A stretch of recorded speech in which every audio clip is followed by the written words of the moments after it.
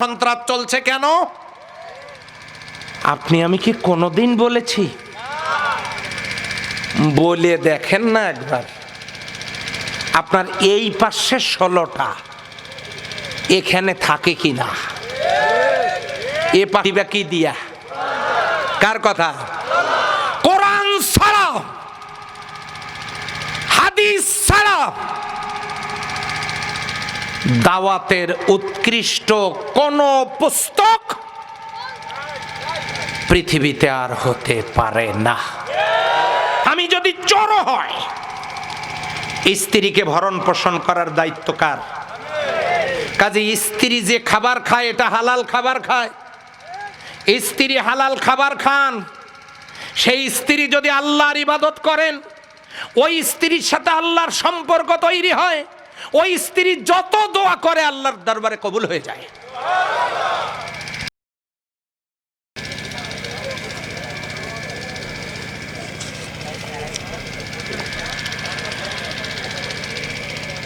আমরা এখন শুরু করতে পারি মনে হয় নাকি? জি ইনশাআল্লাহ।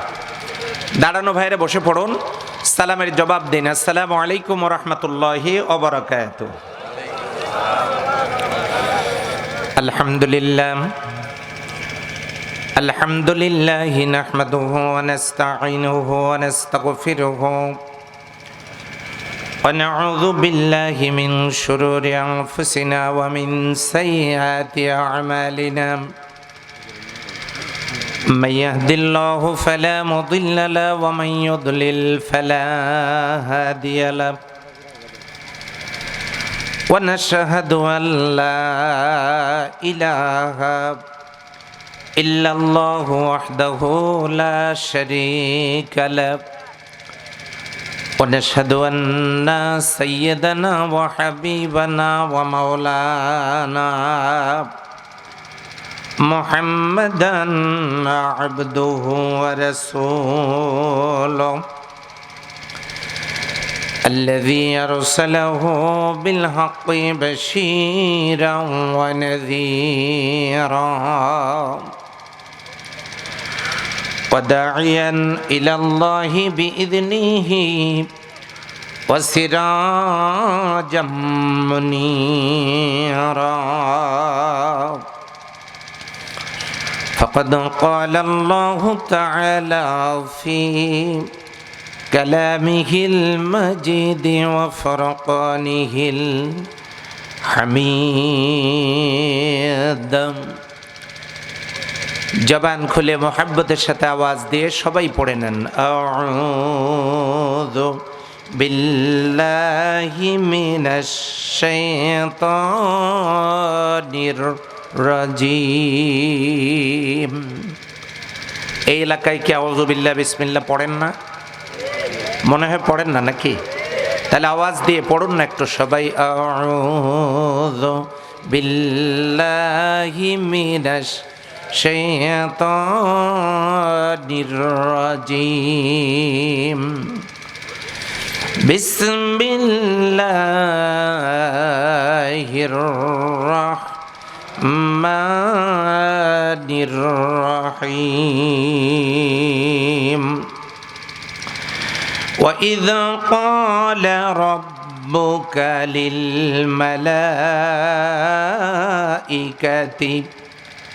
إني جاعل في الأرض خليفة قالوا أتجعل فيها من يفسد فيها ويسفك الدماء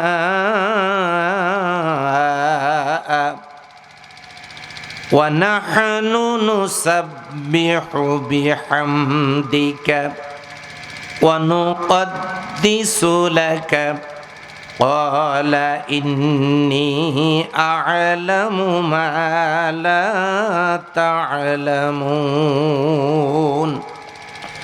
صدقت يا ربنا.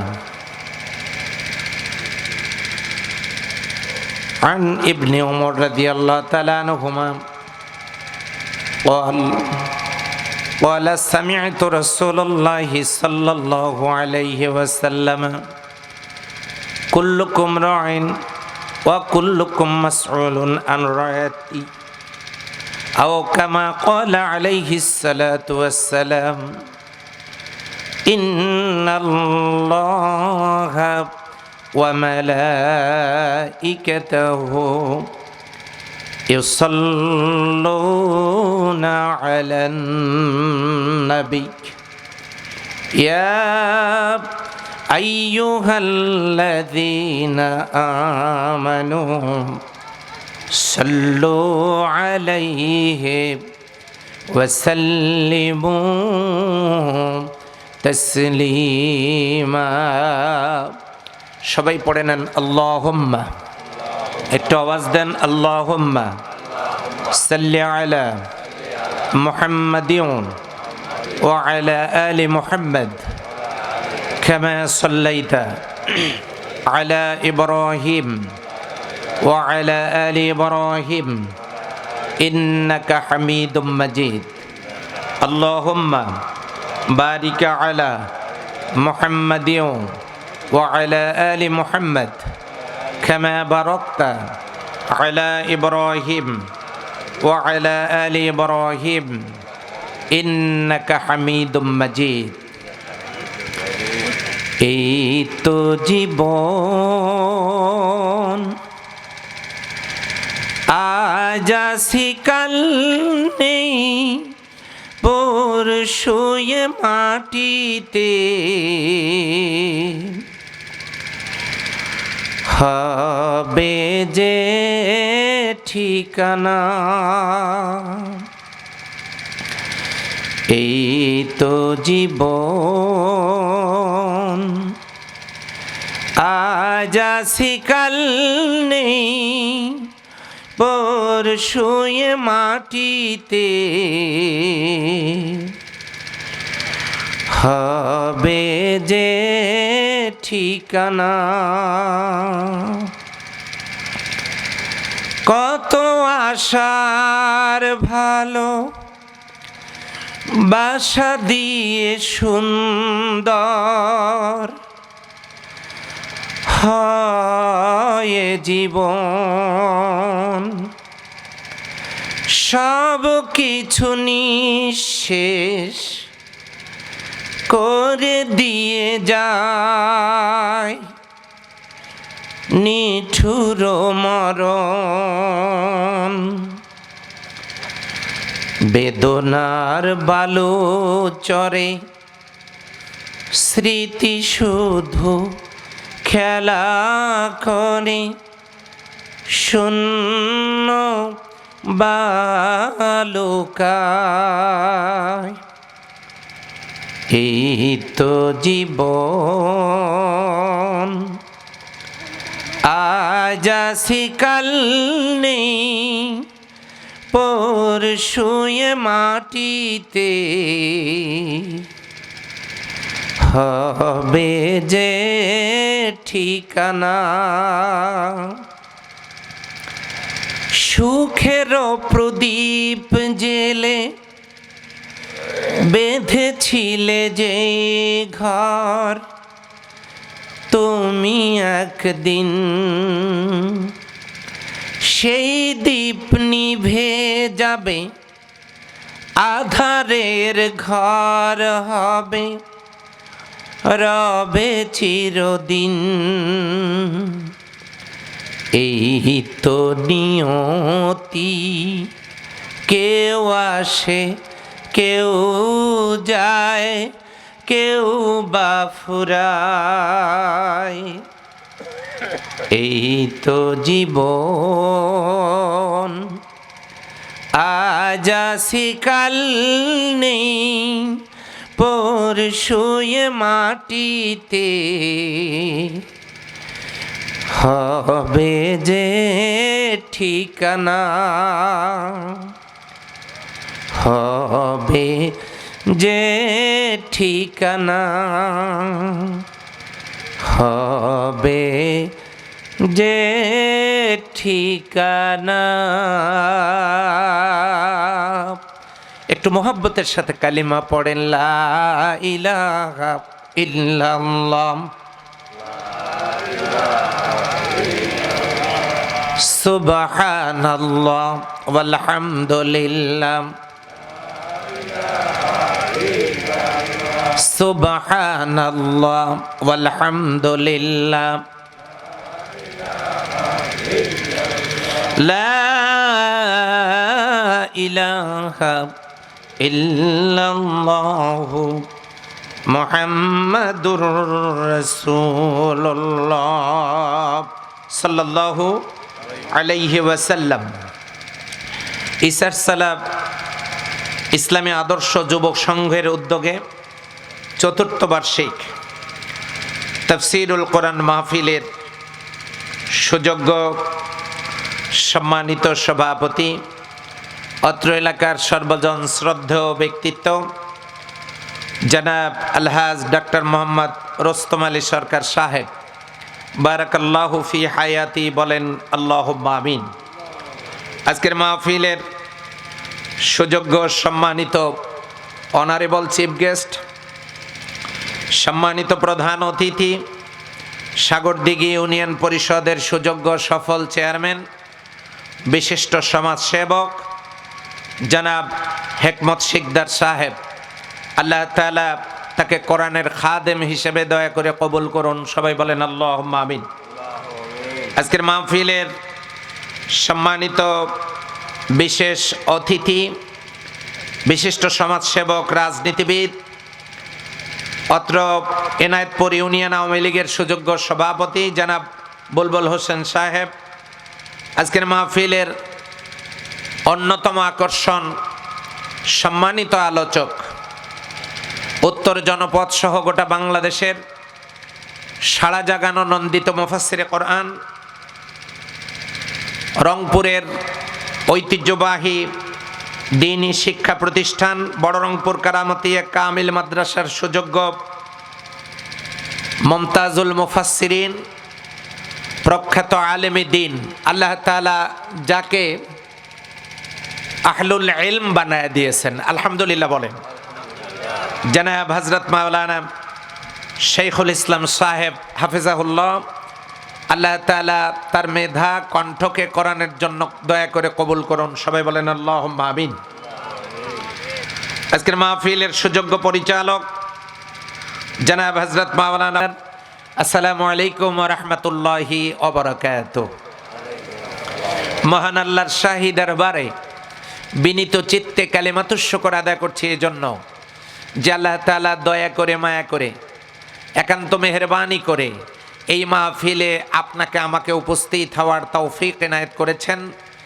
যে মহান মনিব তার বান্দাদেরকে অনেক সুখের আসন, বাড়িতে যাদের সোফা সেট রয়েছে, খাট রয়েছে, পালং রয়েছে, চেয়ার রয়েছে, সেগুলো ছেড়ে মাটির আসনে বসে আল্লাহর কোরআনের এই মাহফিলকে সৌন্দর্যমণ্ডিত করবার সুযোগ করে দিলেন যে মনিব, হাজারো প্রতিকূল পরিবেশে গোটা বিশ্বে যখন করোনার সবলে আক্রান্ত, মৃত্যুর মিছিল যখন দীর্ঘতর হচ্ছে, ঠিক সেই মুহূর্তে যে আল্লাহ তাআলা এখানে কোরআনুল কারীমের মাহফিল করবার সুযোগ করে আমাদেরকে আসবার বসবার সুযোগ দিলেন, সেই মনিবের দরবারে বিনীত চিত্তে কালিমাতুশ শুকর আদা করে জবান খুলে আল্লাহর দেওয়া শক্তি প্রয়োগ করে জবান খুলে সবাই বলে আলহামদুলিল্লাহ। হলো না? যুবক কি এই মাহফিলে কেউ আছেন? কারা কারা যুবক একটু হাত দেখাতে পারবেন? যুবক কারা কারা? যারা হাত সোজা করতে পারেন নাই তারা যুবক থেকে পদত্যাগ করেন। এক হাত যারা তুলেছেন তারাও পদত্যাগের লাইনে দাঁড়ায় যান। এমন যুবক দুই হাত সোজা করতে পারে না, আশ্চর্য। তাহলে যত যুবক এখানে, আওয়াজ কি বাড়বে না কমবে? আলহামদুলিল্লাহ। তাহলে জবান খুলে বলুন আলহামদুলিল্লাহ। রব্বানা লাকাল হামদ হামদান কাসীরান তাইয়্যিবান মুবারাকান ফীহি। সম্মানিত ভাই ও বোনেরা, কোরআনুল কারীম হচ্ছে মুকাম্মাল লিজামে হায়াত, কমপ্লিট কোড অফ লাইফ, কালামে রব্বানি, আখিরি কালাম। দরবারে ইলাহি থেকে বিশ্ববাসীর জন্য সর্বশেষ পয়গাম, কিয়ামত পর্যন্ত মানব জাতির জন্য আর একটি কথাও আসমান থেকে নাজিল হবে না। সুবহানাল্লাহ বলবেন না? সেই কিতাব এখন আমার হাতে। প্রশ্ন আসতে পারে, কোরআনুল কারীম তো আমাদের বাড়িতে আছেই, এটির জন্য আবার তাফসির মাহফিলের কি দরকার? তাফসির মাহফিল সবাই করতে পারে না। কোন রাজনৈতিক দল, আমি কোন দলের নাম বলবো না, কোন রাজনৈতিক দল তাফসির মাহফিল করতে পারে না। কথা বলেন ঠিক কিনা?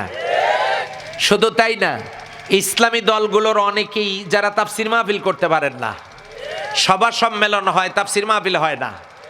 প্রশ্ন আসতে পারে, তাফসির মাহফিল করতে হবে, তার দলিল কোথায়? আল্লাহ রাব্বুল আলামিন সূরা আন-নাহলের 44 নম্বর আয়াতে তাফসিরুল কোরআন মাহফিল যে করা লাগবে তার দলিল দিয়েছেন। সুবহানাল্লাহ বলবেন না?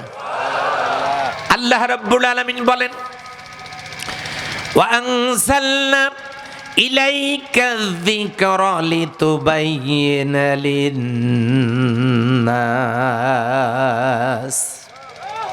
কোরআনের আয়াত শুনলে কি বলতে হয়? তাহলে এই এলাকায় কি আসতে বলে মনে হয় নাকি? আওয়াজটার শক্তি দেখেন কত বড়। বিজ্ঞানী নীল আর্মস্ট্রং এর পাওয়ার ছিল চাঁদ পর্যন্ত, তিনি চাঁদে গেছেন।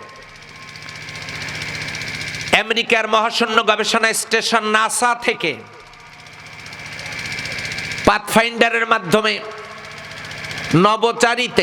নভোচারীরা তাদের দৌড় ছিল, তাদের ক্ষমতা ছিল মঙ্গল গ্রহ পর্যন্ত। তারা মঙ্গল গ্রহ পর্যন্ত তারা সেখানে নভোচারীদেরকে পাঠাতে পেরেছে। তাহলে চাঁদ আর মঙ্গল গ্রহ পর্যন্ত গিয়ে আর উপরে উঠবার এখনো পর্যন্ত কোনো সুযোগ তারা করে উঠতে পারেন নাই। চেষ্টা চলছে। তাদের ক্ষমতা চাঁদ আর মঙ্গল গ্রহ পর্যন্ত। আর মুসলমানের মুখ থেকে, জবান থেকে উচ্চারিত আল্লাহু আকবারের ক্ষমতাটা কতটুকুন তা কি বলবো? দুনিয়ার আসমানের নিচের মেঘমালা পাড়ি দিয়ে সমস্ত সৌরজগৎ, বিশ্বজগৎ, গ্যালাক্সি, মিল্কওয়ে, ইউনিভার্স, সপ্তম আসমান পাড়ি দিয়ে, সিদরাতুল মুনতাহা পাড়ি দিয়ে, লক্ষ লক্ষ কোটি কোটি মিলিয়ন আলোক বছরের রাস্তা পাড়ি দিয়ে মহান আল্লাহ রব্বুল আলামিনের দরবারে গিয়ে মুহূর্তের মধ্যে পৌঁছে যায় যে আওয়াজ, সে আওয়াজের নাম আল্লাহু আকবার। চিৎকার দিয়ে বলুন, সে আওয়াজের নাম কি? সেই মনিবের পক্ষ থেকে নাজিল করা কিতাবের আলোচনা শোনার পরে সেই আল্লাহু আকবারের আওয়াজটাকে আমরা জোরে দিতে পারবো না? আল্লাহ রাব্বুল আলামিন বলেন, وَأَنزَلْنَا إِلَيْكَ الذِّكْرَ لِتُبَيِّنَ لِلنَّاسِ।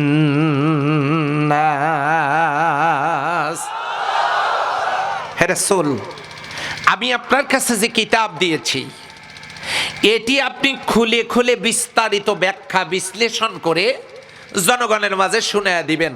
তার মানে আপনি তাফসির করে শোনাবেন। সুবহানাল্লাহ বলবেন না? তাহলে তাফসির যে করতে হবে তার দলিল কি কোরআনে আছে? আলহামদুলিল্লাহ, এই করোনা পরিস্থিতিতে কঠিন মুহূর্তে আমাদের মাননীয় চেয়ারম্যান মহোদয় সহ এখানে সকল রাজনৈতিক দলের নেতা কর্মীদের পৃষ্ঠপোষকতা, সহযোগিতায়, সহমর্মিতায়, সকল দলের অংশগ্রহণে যে মাহফিল অনুষ্ঠিত হচ্ছে, মাহফিলের শুরুতে আমি মুসাফিরের হালতে মনিবের দরবারে দোয়া করি, আল্লাহ তুমি দয়া করে এই কোরআনের খাদেমদেরকে দুনিয়া এবং পরকালে সম্মানিত করো। সবাই বলে না আমিন। যারা কষ্ট করে এখানে এসেছেন আল্লাহ সকলকে কবুল করুন। সবাই বলে না আমিন। যেহেতু কোরআনুল কারীমের মাহফিল, তাফসিরুল কোরআন মাহফিল, শীতের রাত, আমি ভূমিকায় লম্বা কথা বলবো না, সে কারণে সরাসরি তাফসিরের দিকে যেতে চাই। আমি বড় কোনো মুফাসসির না।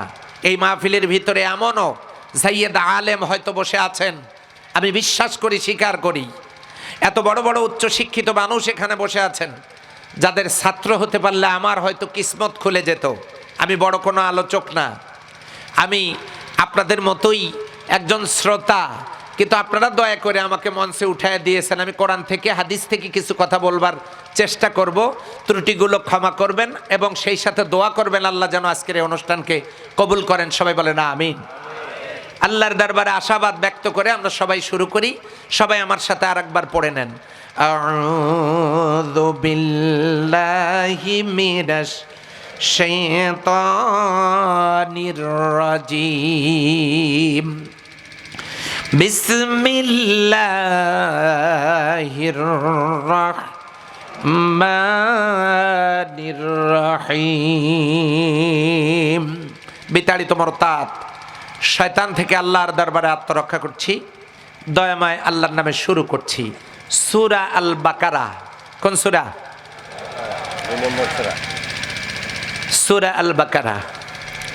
একটু আগেই আমাদের সম্মানিত আলোচক জনাব মোহতারাম শেখুল ইসলাম শায়েখ সাহেব যে আলোচনা করেছেন কোন সূরা থেকে? হ্যাঁ, সূরা বাকারা থেকে। তাহলে একই সূরা হয়ে গেল, কষ্ট হবে নাকি আপনাদের? সূরা আল বাকারা নবী করিম সাল্লাল্লাহু আলাইহি সাল্লামের মাদানী জিন্দেগিতে অবতীর্ণ। মোট আয়াত 286, রুকু 40টা। সেখান থেকে আমি একটি মাত্র আয়াত তেলাওয়াত করেছি, আয়াতের নাম্বার 30। আলহামদুলিল্লাহ বলবেন না? তাহলে কোন সূরার 30 নম্বর আয়াত? নিশ্চয়ই এই সূরাটা গুরুত্বপূর্ণ জন্য আমি বলছি না, গুরুত্বপূর্ণ কোরআনুল কারীমের সবকটি আয়াত, পুরা কোরআন গুরুত্বপূর্ণ।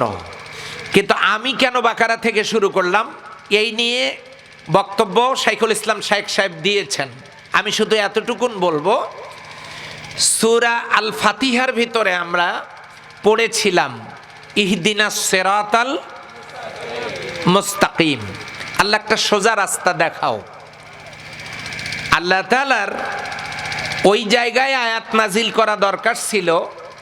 নাউজুবিল্লাহ, আমি আল্লাহকে পরামর্শ দিচ্ছি না, আমি কথার কারণেই আর একটা কথা এখানে আনছি। আমরা যেহেতু চাইলাম ইহদিনাস সিরাতাল মুস্তাকিম, আল্লাহ একটা সোজা রাস্তা আমাদেরকে দাও। আবার আমরাই বলে দিলাম সিরাতাল্লাযীনা আন'আমতা আলাইহিম, আপনার ওই সমস্ত নিয়ামত প্রাপ্ত বান্দা যারা এই সোজা রাস্তায় পরিচালিত হয়েছেন, নবিয়্যিন, সিদ্দিকিন, শুহাদা ওয়াস সালিহিন, তাদের রাস্তায় আমাদেরকে পরিচালিত করো। তা আমরা আল্লাহর কাছে একটা সোজা রাস্তা চাইলাম, কিন্তু আল্লাহ সোজা রাস্তার কথা বললেন না। এখানে বললেন কোথায় গিয়ে জানেন? সূরা ইয়াসিনে গিয়ে আল্লাহ বললেন ওয়া নি'বুদুনি হাযা সিরাতুম মুস্তাকিম। জীবনের পরতে পরতে সকল মোহনায়, সকল আঙ্গিনায়, সব জায়গায় গোলামি হবে কার? এটাই সোজা রাস্তা। জোরে বলেন সুবহানাল্লাহ। তাহলে সিরাতাল মুস্তাকিম চাইলাম কোন সূরায়? সূরা ফাতিহায়। আর তিনি দিলেন গিয়ে কোন সূরায়? সূরা ইয়াসিনে। সূরা ফাতিহা শেষ করবার পর যে সূরাটা আল্লাহ দিলেন, এই সূরাটার নাম সূরা আল বাকারা। বাকারা মানে গাভী, বকনা বাছুর। এই বকনা বাছুর, গাভী, বাকারাতুন মানে বকনা বাছুর। গাবনাস শেষ শব্দটার নাম নাস, আর এই নাস মানে মানুষ। হে গরু মার্কা চরিত্রের মানুষেরা, কোরআন নামক অটো মিলের মধ্যে ঢুকে যাও। ঢুকলে পরে তোমরা মানুষ হয়ে বের হয়ে যেতে পারবা। আর এইটার ভিতরে যারা ঢুকবে না, এটার হেদায়েত যারা পাবে না, অটো রাইস মিলের মধ্যে ধান দিলে বের হয় চাল, গুড়া তুষ যেমন আলাদা, এগুলো হয় জ্বালানি।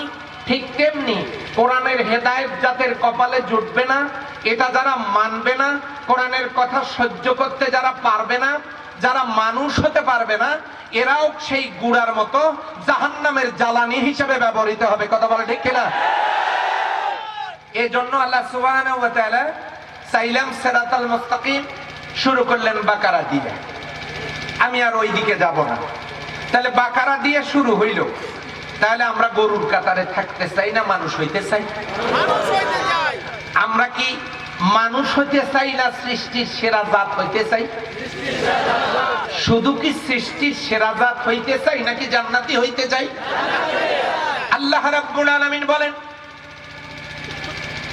ইন্নাল্লাযীনা আমানু ওয়া আমিলুস সালিহাত উলাইকা হুম খায়রুল বারিয়া। যারা ঈমান এনেছে এবং নেক কাজ করেছে, সৃষ্টি জগতের মধ্যে তারা শ্রেষ্ঠ।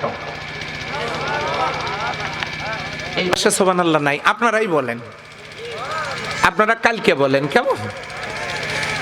যারা ঈমান এনেছে, নেক কাজ করেছে, সৃষ্টি জগতের মধ্যে তারাই শ্রেষ্ঠ।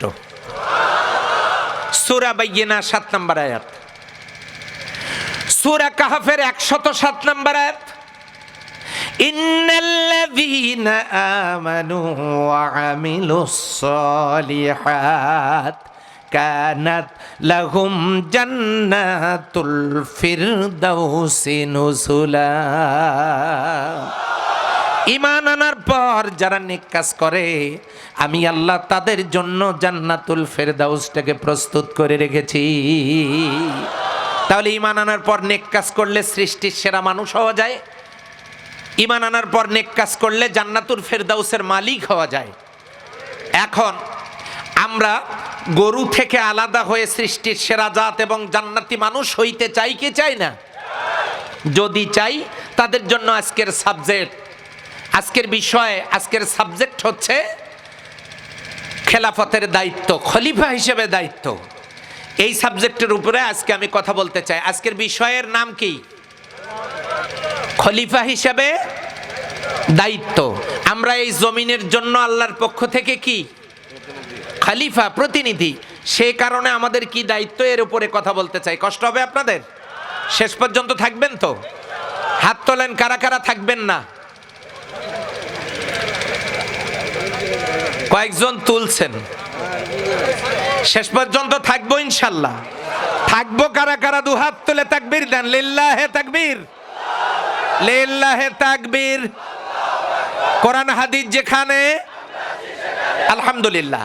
কোরআনের মাহফিলে সবার আসার কিসমত হয় না। আপনারা যে পরিমাণ মানুষ এখানে বসে আছেন, আরামের বিছানা ফেলে মাহফিল শুনতে এসে হাজার হাজার মানুষ রাস্তায় বাইরে ঘোরাফেরা করছে। তাদেরকে আল্লাহ তৌফিক দেন না এখানে এসে বসবার। আমরা দোয়া করি আল্লাহ তাআলা তাদেরকে এখানে এসে বসবার তৌফিক দান করুন। সবাই বলেন আমিন। সম্মানিত ভাইরা, আমাদের রংপুরের মুরগিগুলো, এই মুরগিগুলোর পাখার নিচে যে সমস্ত ডিমগুলো থাকে, ওই ডিমগুলোর বাচ্চা হয়, ওই ডিমগুলো ফোটে। এগুলো তাপ পায়, এগুলোর বাচ্চা হয়। কিন্তু পাখার যারা বাইরে থাকে, যে ডিমগুলো বাইরে থাকে, ওগুলোর কি ডিম বলে? হ্যাঁ, ওইটার কি বাচ্চা হয়? কুচিয়া ডিম। কুচিয়া, আচ্ছা। এটা আমি জীবনেও শুনি নাই। কুচিয়া ডিম, আচ্ছা, পচা ডিম। ওই ডিমের যেমন কুচিয়া ডিম, এই কুচিয়া ডিমের যেমন বাচ্চা হয় না, ওগুলো ফোটেও না। মুরগির পাখার নিচে থাকলে ওগুলোর বাচ্চা হয়, ওগুলো ফোটে, ওগুলোর নিয়ে কিছু আশা করা যায়।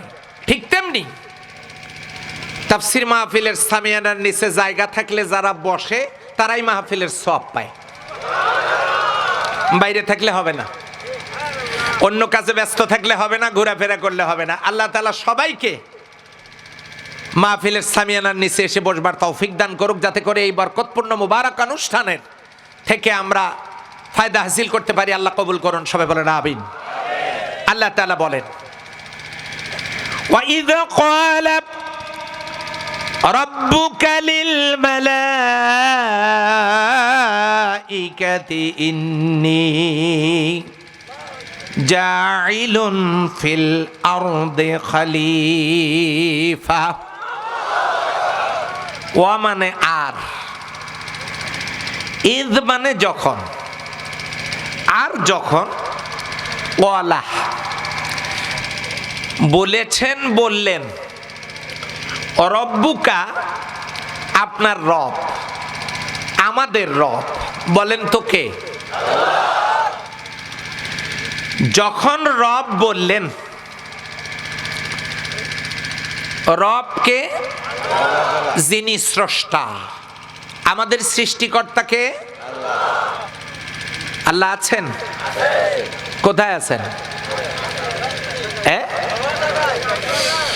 আমার ভাইয়েরা, সব জায়গায় না, আমার আল্লাহ আছেন আরশে আজিমে। আর রহমান আলা আরশিস ইস্তাওয়া, দয়াময় আল্লাহ আরশে। এখন আসেন, তার অস্তিত্ব কেমনে পাবো? এই এলাকায় কোনো গাভী নাই, গরু নাই। হঠাৎ করে রাস্তার ধারে যদি গোবর পড়ে থাকতে দেখা যায়, নিশ্চয়ই সকালবেলা হেলিকপ্টারে করে তো গোবর এনে ফালানো হয়েছে। তাহলে গোবর দেখলেই তো বোঝা যায় এই এলাকায় কি আছে। গোবর দেখলে যেমন বোঝা যায় গরু আছে, হঠাৎ করে কোনো এলাকায় ধোঁয়া যদি উঠতে দেখা যায়, বলেন তো ওখানে কি আছে? তাহলে ধোঁয়া দেখলে যেমন আগুনের অস্তিত্ব পাওয়া যায়, গোবর থাকলে যেমন গরুর অস্তিত্ব পাওয়া যায়, আল্লাহর বান্দা বান্দিরা এই সৃষ্টিকুলের দিকে তাকালেই আমার আল্লাহর অস্তিত্ব পাওয়া যায়। কথা বলেন ঠিক কিনা? তিনি কেমন শক্তিধর? এই এলাকায় আওয়ামী লীগ, বিএনপি, জামাত, জাতীয় পার্টি, তাবলীগ, পীরের মুরিদেরা আছেন। শক্তিশালী যুবকেরা হাত তুলে ধরেছেন, কিন্তু সকালবেলা সমস্ত পার্টির লোকজনেরা, যুবকেরা সবাই মিলে তো সামিয়ানাটা উপরে তুললেই আটকানো যেত। এতগুলো যুবক থেকে লাভ কি? এত রাজনৈতিক দল, নেতা কর্মী থেকে লাভ কি? এই সামান্য কাপড়ের সামিয়ানাটা তো আপনারা আটকাতে পারলেন না বাঁশ ছাড়া। এইটুকু সামিয়ানা আটকানোর জন্য কত বাঁশ আপনারা ব্যবহার করেছেন। বাঁশ লাগলো কেন? এত শক্তি আপনাদের, এত পাওয়ার আপনাদের, এত ক্ষমতা আপনাদের। ও যুবকেরা, লজ্জা কি হয় না? এত শক্তি গায়ে থাকার পরেও একটু কাপড় আটকাতে পারলেন না বাঁশ ছাড়া। এই কাপড়টুকু আটকানোর জন্য এতগুলো বাঁশ ব্যবহার করতে হলো। অথচ উপরের দিকে তাকায় দেখেন, যত দূর চোখ যায় তত দূর পর্যন্ত শুধু না, দৃষ্টির সীমা ছাড়িয়ে আমার আল্লাহ তাআলা কত বড় বিশাল আসমানকে শূন্যে দাঁড় করায় রেখেছেন। আমার আল্লাহ একটি খুঁটিও ব্যবহার করেন নাই। এবারে বলুন, সকল ক্ষমতার মালিক কে? যদি সকল ক্ষমতার মালিক কোন মানুষ হতো, তাহলে সামিয়ানাও এমনি আটকানো যেত। সুতরাং সেই আল্লাহ রাব্বুল আলামিন আমাদের স্রষ্টা, তিনি হলেন রব। 2 নম্বরে তিনি আমাদের রিজিক দাতা। আল্লাহ বলেন, ইন্না রব্বি ইয়াবসুতুর রিজকাল লিমান ইয়াশা, তিনি আমাদের রিজিক দাতা। বলেন তো তিনি কে? 3 নম্বর, রব মানে হলো তিনি আমাদের মাবুদ। দুনিয়ার কোন মানুষের কাছে মস্তক অবনত হবে না, কোন দেবদেবী মূর্তির কাছে মস্তক অবনত হবে না। মস্তক অবনত হবে আওয়াজ দিয়ে, বলেন কার কাছে? কোন মাজারের কাছে মানুষ কোনো কিছু চাইতে পারবে না। শুধু শাহজালালের মাজারে চাইতে পারবে? চায় না? গিয়ে বলে, বাবা একটা ছেলে দাও বাবা। আমি অবাক হয়ে যাই, শাহজালালের মাজারে গিয়ে ছেলে চায়, অথচ সেই শাহজালাল রাহমাতুল্লাহ আলাইহির খবর কি আপনারা নিশ্চয়ই জানেন। আর একটু বলে, সেটা হলো হযরত শাহজালাল রাহমাতুল্লাহ আলাইহি জিন্দেগিতে তিনি বিয়েই করেন নাই। যিনি জীবনে বিয়েই করেন নাই, তার কাছে গিয়ে সন্তান চায়। আমার ভাইরা, সন্তান দেয়ার মালিক জোরে বলেন কে? সেজদা পাওয়ার মালিক কে? রব শব্দের ৩ নম্বরের অর্থ তিনি হলেন মাবুদ। দলিল কি? ফালইয়াবুদু রাব্ব হাযাল বাইত। ওই কাবার মালিক রবের দাসত্ব করো যিনি কাবার মালিক। জোরে বলেন সুবহানাল্লাহ। ৩ নম্বর, রব শব্দের অর্থ হলো তিনি আইনদাতা, বিধানদাতা। আলা লাহুল খালকু ওয়াল আমর তাবারাকাল্লাহু রাব্বুল আলামিন। সাবধান, ওই আকাশ যিনি খুঁটি ছাড়া লটকায় রেখেছেন, এই আকাশ যার কথা শোনে, সাগর যার কথা শোনে। সাগর কেমনে কথা শোনে? এবারে লক্ষ্য করুন, লোহিত সাগর আর কৃষ্ণ সাগর। আমার হাতের দিকে একটু তাকান। লোহিত সাগর, কৃষ্ণ সাগর, এই দুইটা সাগর এসে মিলিত হয়েছে সুইস খালে। এখন সুইস খালে সাগর দুইটা মিলিত হলো। এবারে ভূমধ্য সাগর দিয়ে সুইস খাল থেকে পানিগুলো চলে যাচ্ছে। ভূমধ্য সাগরে পানিগুলো প্রবাহিত হচ্ছে। এক পাশের পানি সাদা এবং মিষ্টি, আর এক পাশের পানি ঘোলা এবং লবণাক্ত। একই নদীতে 2 রকমের পানি স্রোতের সাথে চলে যাচ্ছে। মাঝখানে কোনো পার্টিশন নাই, কোনো দেয়াল নাই, কোনো আবরণ নাই। আল্লাহ ডাক দিয়ে বলছেন মারাজাল বাহরাইনি ইয়ালতাকিয়ান বাইনাহুমা বারযাখুল লা ইয়াবগিয়ান। নিজের চোখে গিয়ে তাফসিরে জালালাইনে এসেছে রোয়াইন, তুমি তোমার চোখ দিয়ে গিয়ে নিজের চোখে দেখে আসো। একই নদীতে 2 রকমের পানি প্রবাহিত হয়, মাঝখানে কোনো আবরণ নাই, অথচ আমি আল্লাহর হুকুমে একই সাথে প্রবাহ। আকাশ যিনি বিনা খুঁটিতে দাঁড় করিয়ে রেখেছেন, সাগরের মধ্যে যার হুকুম চলে, সাগর যার আইন মেনে চলে। একই জমিতে এই কর্নারে আম গাছ, ওই কর্নারে লিচু গাছ, ওই কর্নারে কাঁঠাল গাছ, এই কর্নারে পেঁপে গাছ, মাঝখানে আলু এবং পটল লাগানো আছে। একই জমির মাটি, সার থেকে, মাটি থেকে এগুলো উৎপাদিত হচ্ছে। এক একটা গাছে এক এক রকমের ফল, এক এক রকমের স্বাদ। দুনিয়ার কোনো মানুষ ঢুকায় দেয় নাই। আওয়াজ দিয়ে বলেন তো কাজটা কে করেছেন? সেই আল্লাহ সুবহানাহু ওয়া তাআলার আইন যদি ওই গাছগাছালিগুলো মানতে পারে, সমুদ্র মানতে পারে, আকাশ মানতে পারে, ও আল্লাহর বান্দা বান্দিরা, শুধু কি তাই নাকি? আমি আপনাদের বলতে চাই, আজকে যদি এই জায়গার জঙ্গল থেকে, ওই মধুপুরের বন থেকে যদি মিছিল নিয়ে আসতো ভীমরুলগুলো, আজকের এই ইসারসালা ইসলামী আদর্শ যুব সংঘের মাহফিলটা হতে দেব না। যদি ভীমরুলগুলো মিছিল করে এখানে আসতো, আপনারা আমরা কি থাকতে পারতাম? তাহলে এই ভীমরুলগুলো কথা শুনে আওয়াজ দিয়ে বলেন তো কার? এ কথার অর্থ হলো আকাশ জমিন, কীট পতঙ্গ, তৃণলতা, সমুদ্র সব কিছু যদি আল্লাহর বিধান মানতে পারে, আমরা যদি সৃষ্টির সেরা জাতি হই, আমাদেরও বিধান মানা দরকার। আওয়াজ দিয়ে বলেন তো কার? রব শব্দের 4 নম্বরের অর্থ হলো তিনি আইনদাতা, বিধানদাতা। 5 নম্বরের অর্থ হলো তিনি আমাদের মালিক। আল্লাহ বলেন সুম্মা ইলা রাব্বিকুম মারজিউকুম ফায়ুনাব্বিউকুম বিমা কুনতুম তাখতালিফুন। তোমাদেরকে সেই রবের কাছেই ফিরে যেতে হবে যে রবের কাছে যে রব থেকে তোমরা এসেছো। সুম্মা ইলা রাব্বিকুম মারজিউকুম, তোমাদেরকে সেই রবের দিকেই প্রত্যাবর্তন করতে হবে। ফায়ুনাব্বিউকুম, তিনি তোমাদের মাঝে বর্ণনা করে দিবেন। বিমা কুনতুম তাখতালিফুন, যা নিয়ে তোমরা ইখতিলাফ করছিলে তা তোমাদের কাছেই তিনি বলে দেবেন।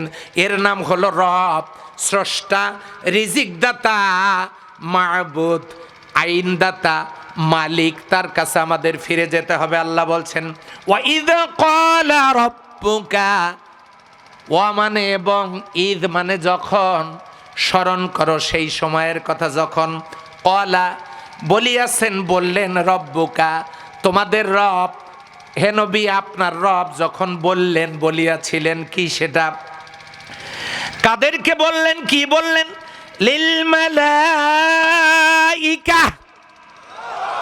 হলো না, লিল মালাইকা,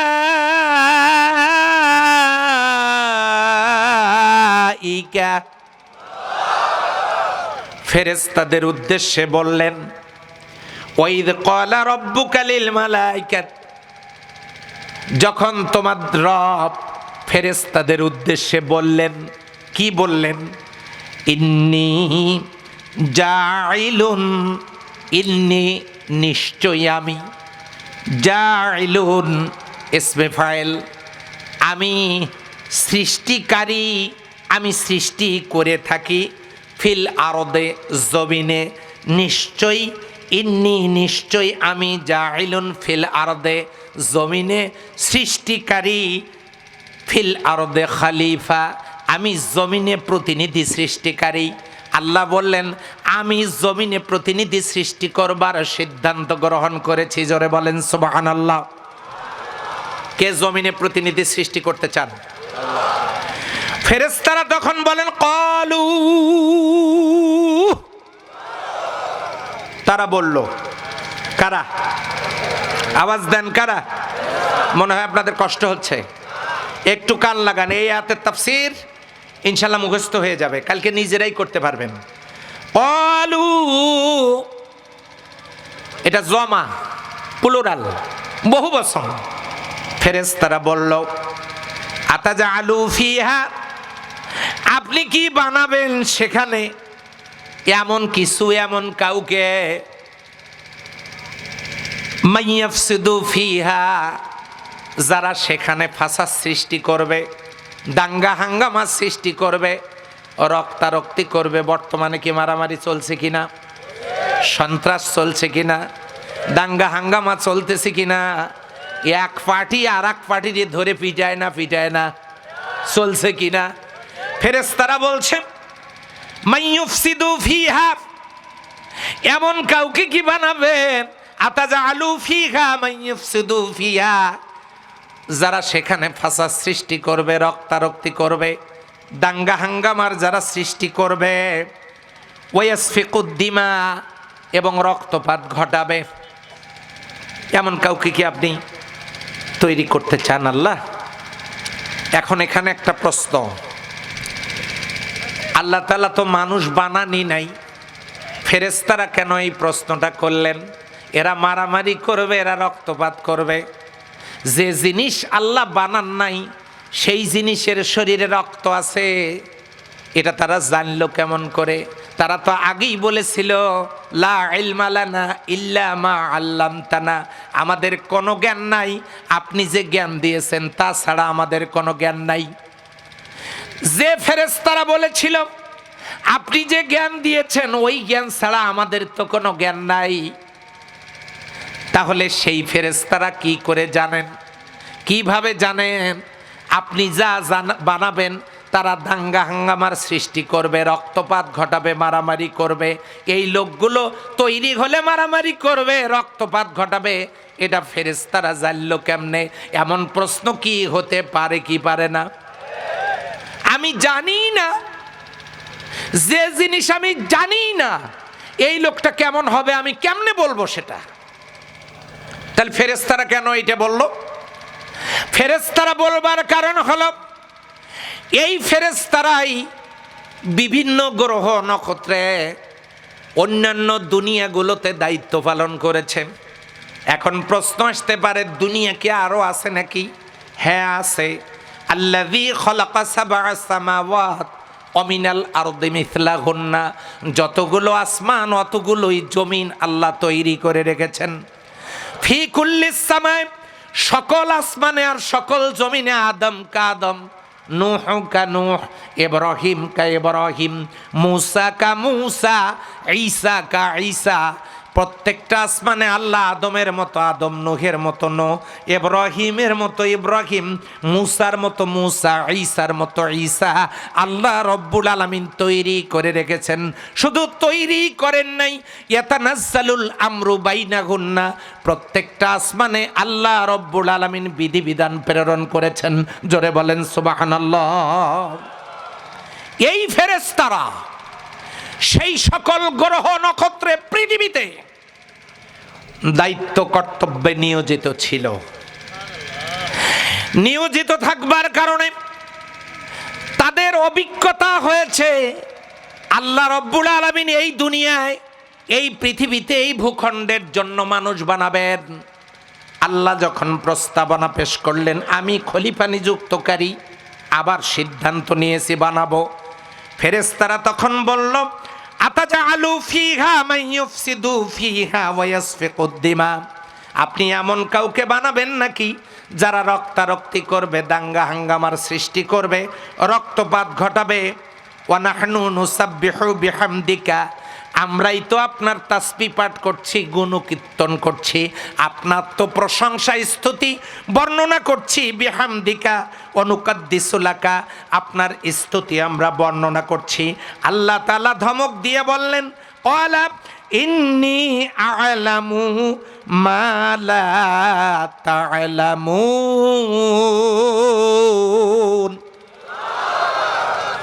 আল্লাহ বলেন, ইন্নী নিশ্চয়ই, আ'লামু আমি অধিক জানি, মা লা তা'লামুন আমি এতটাই জানি, এত পরিমাণ জানি, তার মানে আমি যা জানি তোমরা তা জানো না। সুবহানাল্লাহ বলবেন কিনা? এই হচ্ছে আয়াতের শাব্দিক অনুবাদ। এবারে আসেন, আল্লাহ রব্বুল আলামিন এই জমিনে প্রতিনিধি সৃষ্টি করলেন। আমার সামনে সকল প্রতিনিধিরা বসে আছেন, খলিফারা বসে আছেন, আল্লাহ এইটা বানালেন। চিৎকার দিয়ে বলেন সুবহানাল্লাহ। এখন মানুষ আল্লাহর খলিফা হয় না, খলিফা হয় কার?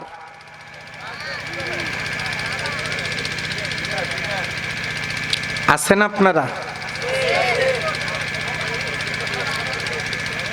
এখানে আমার মনে হচ্ছে ওয়াজ করলে ভালো হতো, তাফসীর না করে মনে হয় ওয়াজ করলে ভালো হতো নাকি? ওয়াজ একটা আছে বাজান রে,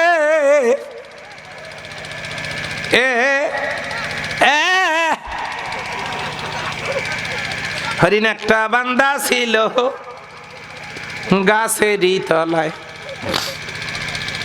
এগুলো করে সারা রাত কাঁদানো যায়, হাসানো যায়। ও যুবক,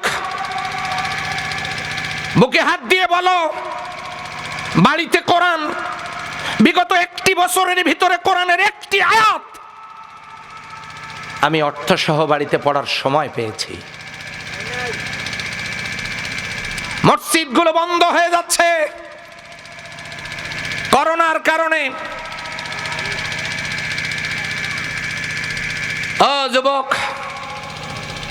কানে কি আওয়াজ আসে না? হাইয়া আলাস সালাহ, হাইয়া আলাল ফালাহ, নামাজের জন্য আসো, কল্যাণের জন্য আসো। আজান বন্ধ হয়ে যাচ্ছে, মসজিদগুলো বন্ধ হয়ে যাচ্ছে। হতে তো পারে করোনার এই আগ্রাসী ভূমিকা আরো বেড়ে গিয়ে একসাথে মসজিদে জামাতবদ্ধ হয়ে সালাত আদায়ের পরিবেশ তো আমার দেশেও নষ্ট হতে পারে। কথা বলেন ঠিক কিনা? যদি পারি তাহলে বুকে হাত দিয়ে বলুন, আমি নিজে বলছি, আমি নিজে করোনার কয়েকজন রোগী মৃত্যুবরণ করতে দেখেছি। আক্রান্ত হয়েছে সকালবেলা, বিকেলবেলা তিনি না ফেরার দেশে চলে গেছেন। অ্যাটাক করলে রেহাই নেই। করোনা তাম পৃথিবীর সমস্ত করোনাগুলোকে একখানে করে হোমিও ঔষধের একটা ড্রামের ভিতরে, একটা ছোট্ট শিশির ভিতরে যদি ঢুকানো হয়, গোটা পৃথিবীর সমস্ত করোনা হোমিও ঔষধের একটা শিশির ভিতরে যদি ঢুকানো হয়, আল্লাহে, আল্লাহর কসম, খালি চোখে আপনি দেখতেও পারবেন না সেই করোনা কত বড়। এই সামান্য জিনিসটুকুন দিয়ে গোটা পৃথিবীকে আল্লাহ তাআলা স্তব্ধ করে দিয়েছেন। কথা বলেন ঠিক কিনা? এখান থেকে গিয়ে আক্রান্ত হয়ে রাত্রিবেলায় শেষ হয়ে যেতে পারি। কানে কি আজান যায় না? আমরা হাজির হতে পারি না মসজিদে, বাড়িতে কোরআন আছে খুলতে পারি না, পড়তে পারি না, বুঝতে পারি না। এই কোরআন তো কিয়ামতের দিন মামলা দায়ের করবে। বিশ্বনবী সাল্লাল্লাহু আলাইহি সাল্লাম এই কোরআন নিয়ে মামলা দায়ের করবে। وقال الرسول يا ربي إن قومي اتخذوا هذا القرآن مهجورا। আল্লাহর নবী বলবেন, আয় আমার রব, আমার উম্মতের মধ্যে কতিপয় লোক যাদের সামনে কোরআন ছিল, বাড়িতে কোরআন ছিল, খোলে নাই, পড়ে নাই, বোঝে নাই। কোরআনের মাহফিল চলছিল, যায় নাই, বসে নাই, মনোযোগ দিয়ে শোনে নাই, থাকে নাই। ইচ্ছা মতো উঠেছে, ইচ্ছা মতো চলে গেছে, যেখানে বসেছে গল্প করেছে, মাহফিলে যায় নাই। ইত্তাখাযু হাযাল কুরআনা মাহজুরা। তারা এই কিতাবটাকে তামাশা হিসেবে গ্রহণ করেছিল। আল্লাহর হাবিব এই কোরআন দিয়েই ময়দান মাহশারে আল্লাহর দরবারে মামলা পেশ করবেন। এই জন্য আমি বিনয়ের সাথে আরজ করতে চাই, এই মাহফিলে কি তাফসীর করব না ওয়াজ করব? তাহলে আপনাদেরকে অ্যাটেনশন থাকতে হবে। মাঝে মাঝে দুই একজন লোক আমি উঠতে দেখি। আমাদের উত্তরাঞ্চলে রংপুরের মানুষ, রংপুর শুধু না, উত্তরাঞ্চলে গিয়ে দেখবেন, দাওয়াত দিই, হাজার হাজার মানুষ একটা মাহফিলের মঞ্চ থেকে পিছনটা কত দূর দেখা যায় না। এই মানুষগুলো মাহফিলের শেষ পর্যন্ত পিন পতন নীরবতা। তারা যেন কোরআন মুখস্থ করতে আসছে। একটা করে কথা শুধু বলা, তারা শুনে হৃদয়ে নেওয়ার জন্য প্রস্তুত। আলহামদুলিল্লাহ বলেন। আমি অযোগ্য হতে পারি, কিন্তু এখান থেকে উঠে আপনারা আমাকে অপমান করবেন কেন? বসুন। আপনাদের মনে হয় খুব কষ্ট হচ্ছে নাকি? এবারে আসেন, মানুষ আল্লাহর খলিফা হয় না, খলিফা হয় পীর সাহেবের। আপনাদের এলাকায় পীর আছে নাকি? হ্যাঁ, থাকতে পারে। আমি কিন্তু পীরদের বিরোধী নই। আমার আব্বাজান ফুরফুরা সিলসিলার একজন মানুষ। বংশানুক্রমিকভাবে আমি পীরেরই সাহেবজাদা, পীরজাদা। আমি পীর বিরোধী নই, অবশ্যই হক্কানি পীর বিরোধী নই। বাংলাদেশে প্রায় 26,000-এর মতো পীর আছে। হক্কানি পীর বিরোধী আমি নই। আল্লাহ বললেন, ইন্নী জাইলুন ফিল আরদে খলিফা, আমি জমিনে খলিফা নিযুক্তকারী। কথা কার? খলিফা হওয়া দরকার কার? মানুষ হচ্ছে কার? বুঝাইতে পারলাম না। হ্যাঁ, এটা কোন জেলা? টাঙ্গাইল জেলার ভাইদেরকে বুঝাইতে হে পারলাম, ওনারাই বলতেছেন না। হ্যাঁ বললে না হয় বুঝতাম যে বুঝেছেন। টাঙ্গাইলের ভাইদেরকে বুঝাইতে হে পারলাম, বুঝাইতে পারলাম। আলহামদুলিল্লাহ। তাহলে খলিফা হচ্ছে পীরের না আল্লাহর? না না, এখন হচ্ছে কার? পীরের। এখন যারা পীর হয়, মানুষ তাদের মুরিদ হয়, মুরিদের ভিতর থেকেই খলিফা হয়। খলিফার কাজ কি? পীর সাহেব হুজুরকে দাওয়াত দেওয়া, মুরিদ বাড়ানো, অন্য কোনো পীরকে ওই এলাকায় ঢুকতে না দেওয়া। এক পীর আসবেন, সেই পীরের খলিফা হবেন, যাকে খেলাফত দেওয়া হবে তিনি মুরিদ বাড়াবেন। পীর সাহেবের মাহফিলের হলকার ব্যবস্থা করবেন, যাতে করে মাঝে মাঝে হলকা করা হয়। হলকা বোঝেন তো? হলকা করাবেন আর মুরিদ বাড়াবেন। অন্য পীরকে ওইখানে ঢুকতে দেবেন না। চোখ বন্ধ করে জিকির চলবেন, লা ইলাহা ইল্লাল্লাহ, লা ইলাহা ইল্লাল্লাহ। আমি জিকির বিরোধী নই, কিন্তু চোখ বন্ধ করার বিরোধী। কেন? ওই লোকগুলো যদি কোরআন পড়তো, তাহলে কোরআনের মধ্যে লেখা আছে ফাতাবিরু ইয়া উলিল আবসার, হে চোখওয়ালারা, তুমি চোখ বন্ধ করে কোন খোদারে খোঁজো, কোন আল্লাহরে তুমি খোঁজো, কোন আল্লাহকে পাইতে চাও, কোন আল্লাহর জান্নাতে যেতে চাও, চোখ বন্ধ কেন তোমার? তুমি চোখ খোলো, খুলে দেখো Bosnia, Chechnya, Herzegovina, Palestine, Iraq, Afghanistan, Kashmir, Bulgaria, Somalia, Hungary, Nigeria, south Africa, Libya, Lebanon, Myanmar, France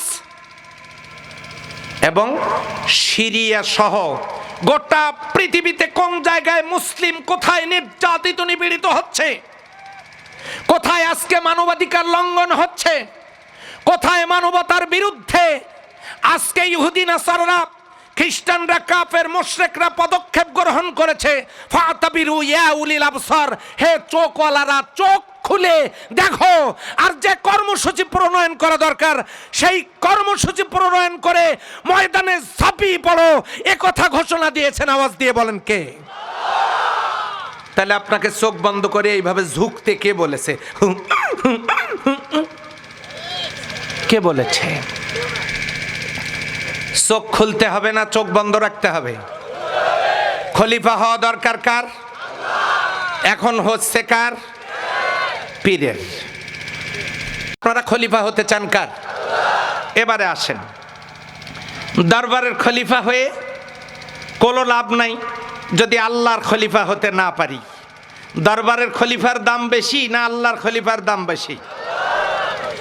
যদি আল্লাহর খলিফার দাম বেশি হয় তাহলে জমিনে পীরের খলিফা হয়ে আপনি মুরিদ বাড়ান, পীরের মাহফিল করেন, পীরের সাথে জিকির করেন, ওই এলাকায় কোনো পীরকে ঢুকতে দেন না, এটা আপনি খলিফা, এটা আপনি মুরিদ। তাহলে আপনি আল্লাহর খলিফা, আল্লাহর জমিনে শয়তানের রাজত্ব চলছে কেন? কিসের শয়তানের রাজত্ব? এবারে আসেন, সুদ আছে না নাই?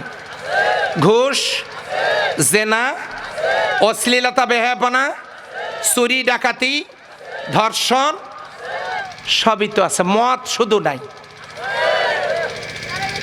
ইয়াবা, নারী নির্যাতন, যৌতুকের জন্য স্ত্রীদেরকে মারপিট করা, তো সবই যদি আসেই থাকে তাহলে আল্লাহর খলিফার কাজটা কি? তারা কি করেন?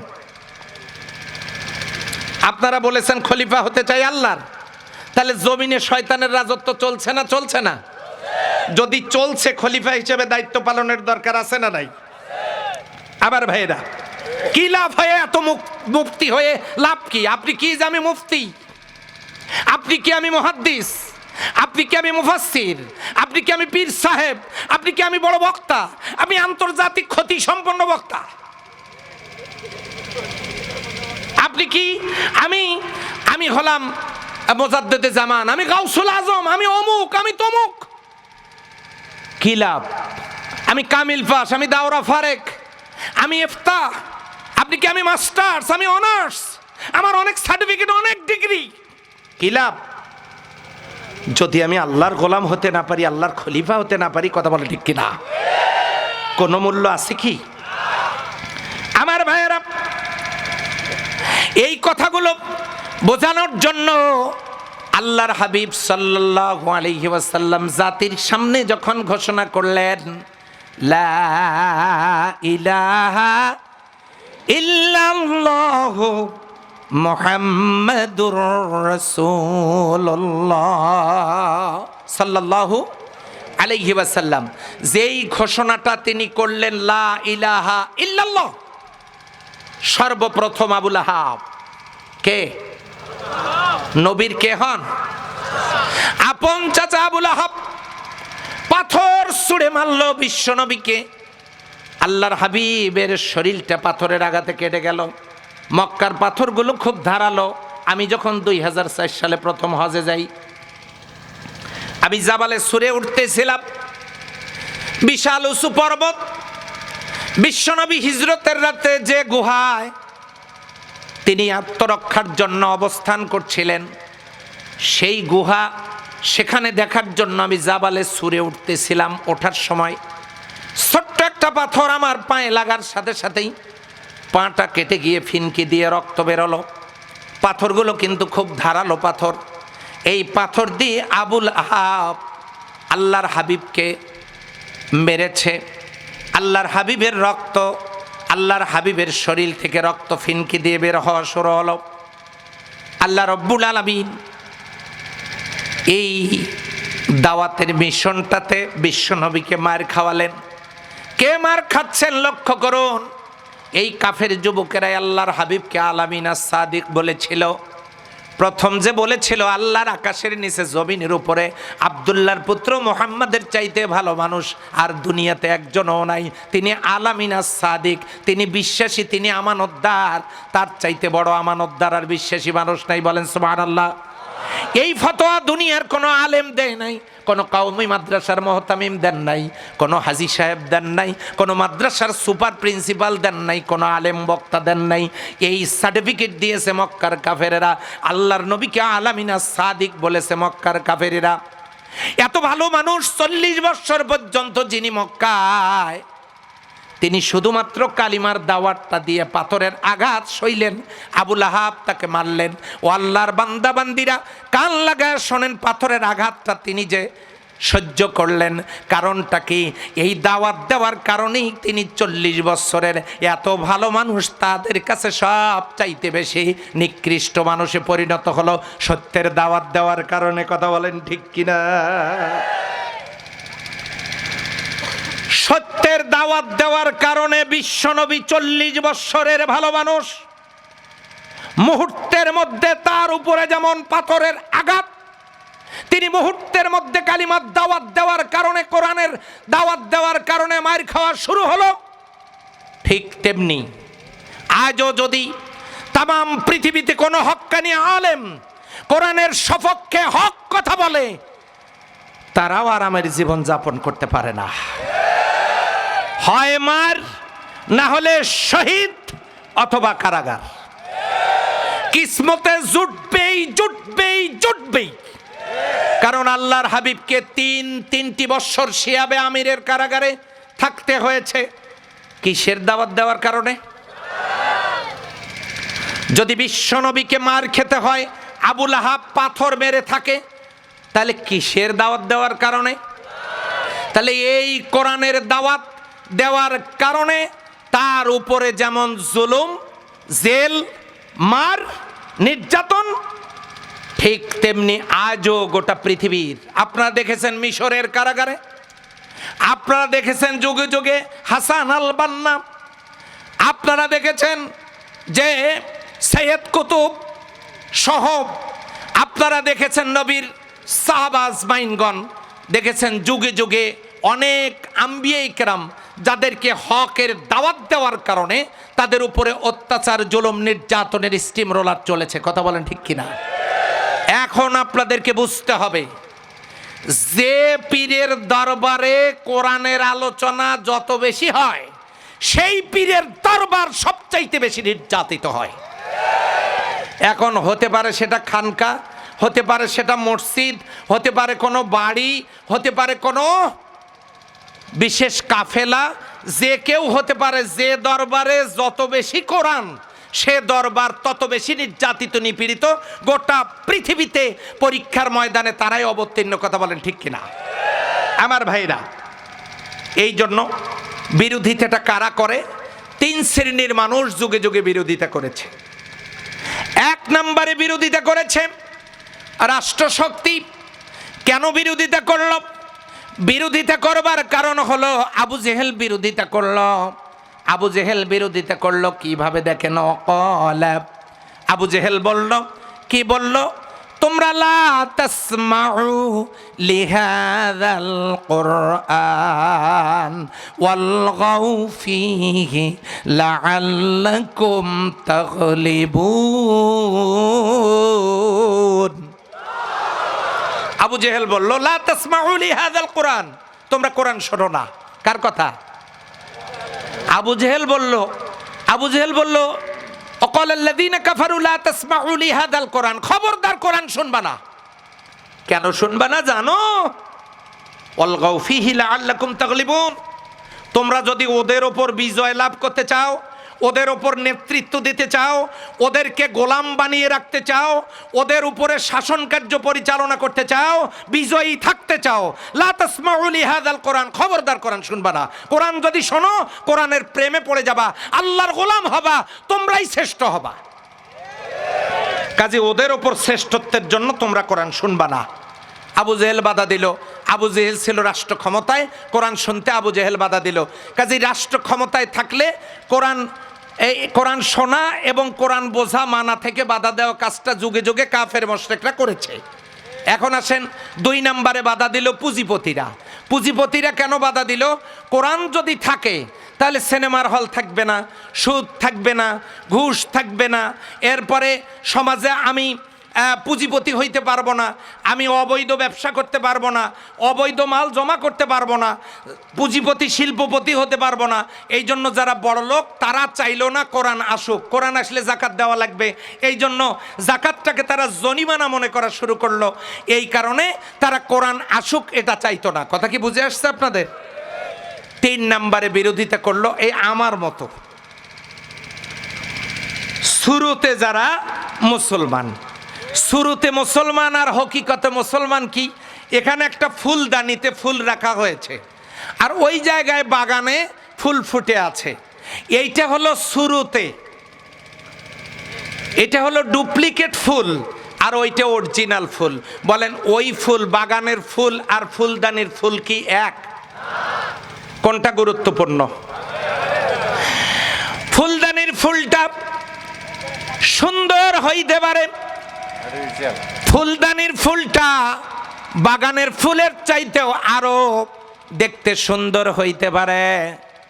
এই সুন্দর ফুলটা কখনো সুবাস দিতে পারবে না, ঘ্রাণ দিতে পারবে না। কাগজের ফুল যেমন, তৈরি করা ফুল যেমন সুবাস দিতে পারে না, সুগন্ধ বিলাতে পারে না, এটা যেমন কৃত্রিম ফুল সুবাসের জন্য যেমন বাগানের ফুল দরকার, ওইটা যেমন অরিজিনাল, ঠিক তেমনি আমার মতো শুধুমাত্র লেবাসে শুরুতে টুপি পাঞ্জাবি রুমাল জুব্বা পাগড়ি দাড়ি যদি থাকে, হাতে যদি জুব্বা থাকে, ও আল্লাহর বান্দারা এইটা হলো শুরুতে মুসলিম হতে পারে, কিন্তু বাস্তবে অরিজিনালি ভিতরে মুসলমানের চিহ্ন নাও থাকতে পারে। কথা বলেন ঠিক কিনা? যে হুজুর তাহলে কেমনে চিনবো? সূরা আল বাকারায় আল্লাহ তাআলা জানাই দিলেন, ওয়া মিনান নাসি মাইয়াকুলু আমান্না বিল্লাহি ওয়া বিল ইয়াউমিল আখির ওয়া মা হুম বিমুমিনিন। মানুষের মধ্যে কিছু লোক আছে যারা মুখের কথায় বলে আমরা ঈমানদার, আল্লাহর প্রতি রাসূলের প্রতি ঈমান এনেছি। আল্লাহ বলেন ওমা হুম বিমুমিনিন, আল্লাহ বলেন না তুমি মুমিন নও। কার কথা? আজকে এখানে কেউ মারা গেলে গোটা পৃথিবীর 200 কোটি মুসলিম যদি এক কাতারে এসে ওই লোকটার জানাজা করে, আর ওই লোকটার ঈমান যদি আল্লাহর দরবারে কবুল হয়ে না থাকে, লোকটার ঠিকানা কোথায়? আর এখানে একজন মুসলিম মারা গেলেন, গোটা পৃথিবীর 200 কোটির মুসলিমের কেউ তার জানাজা পড়লেন না, কিন্তু লোকটার ঈমান আমার আল্লাহর দরবারে কবুল হয়েছিল। এবারে আওয়াজ দিয়ে বলেন তো ওই লোকটার ঠিকানা কোথায়? তাহলে জানাজায় কোটি কোটি মানুষ হওয়া শর্ত না, শর্ত হলো ঈমানটা আল্লাহর দরবারে কবুল হতে হবে। আল্লাহ বলেছেন ওয়া মিনান নাসি মাইয়াকুলু আমান্না বিল্লাহি ওয়া বিল ইয়াউমিল আখির ওয়া মা হুম বিমুমিনিন। মানুষের মধ্যে কিছু লোক এমন আছে যারা মুখের কথায় বলে আমরা মুমিন, আল্লাহতে বিশ্বাস করি, আখিরাতে বিশ্বাস করি, আল্লাহ বলেন ওয়া মা হুম বিমুমিনিন, আসলে তারা মুমিন না। এই কথাটা কে বলে দিলেন? তাহলে আল্লাহর দৃষ্টিতে মুমিন হওয়ার জন্য সূরা হুজরাতের 15 নম্বর আয়াতটা বাড়িতে গিয়ে পড়ে নিয়ে দেখবেন, তাহলে আল্লাহর দৃষ্টিতে মুমিন হওয়া যাবে। সম্মানিত ভাইয়েরা, ওই সাবজেক্টে আমি যাব না। 3 শ্রেণীর লোক বিরোধিতা করেছে। এক শ্রেণীর রাষ্ট্রশক্তি, 2 নম্বরে পুঁজিপতি, 3 নম্বরে ধর্ম ব্যবসায়ী। ধর্মকে যারা ব্যবসা হিসেবে ব্যবহার করে, যেমন ইসলাম যদি থাকে তাহলে মাজারে তো পীরের নামে গরু জবাই হবে না, গরু জবাই হবে কার নামে? তাহলে পীরের নামে তো হবে না।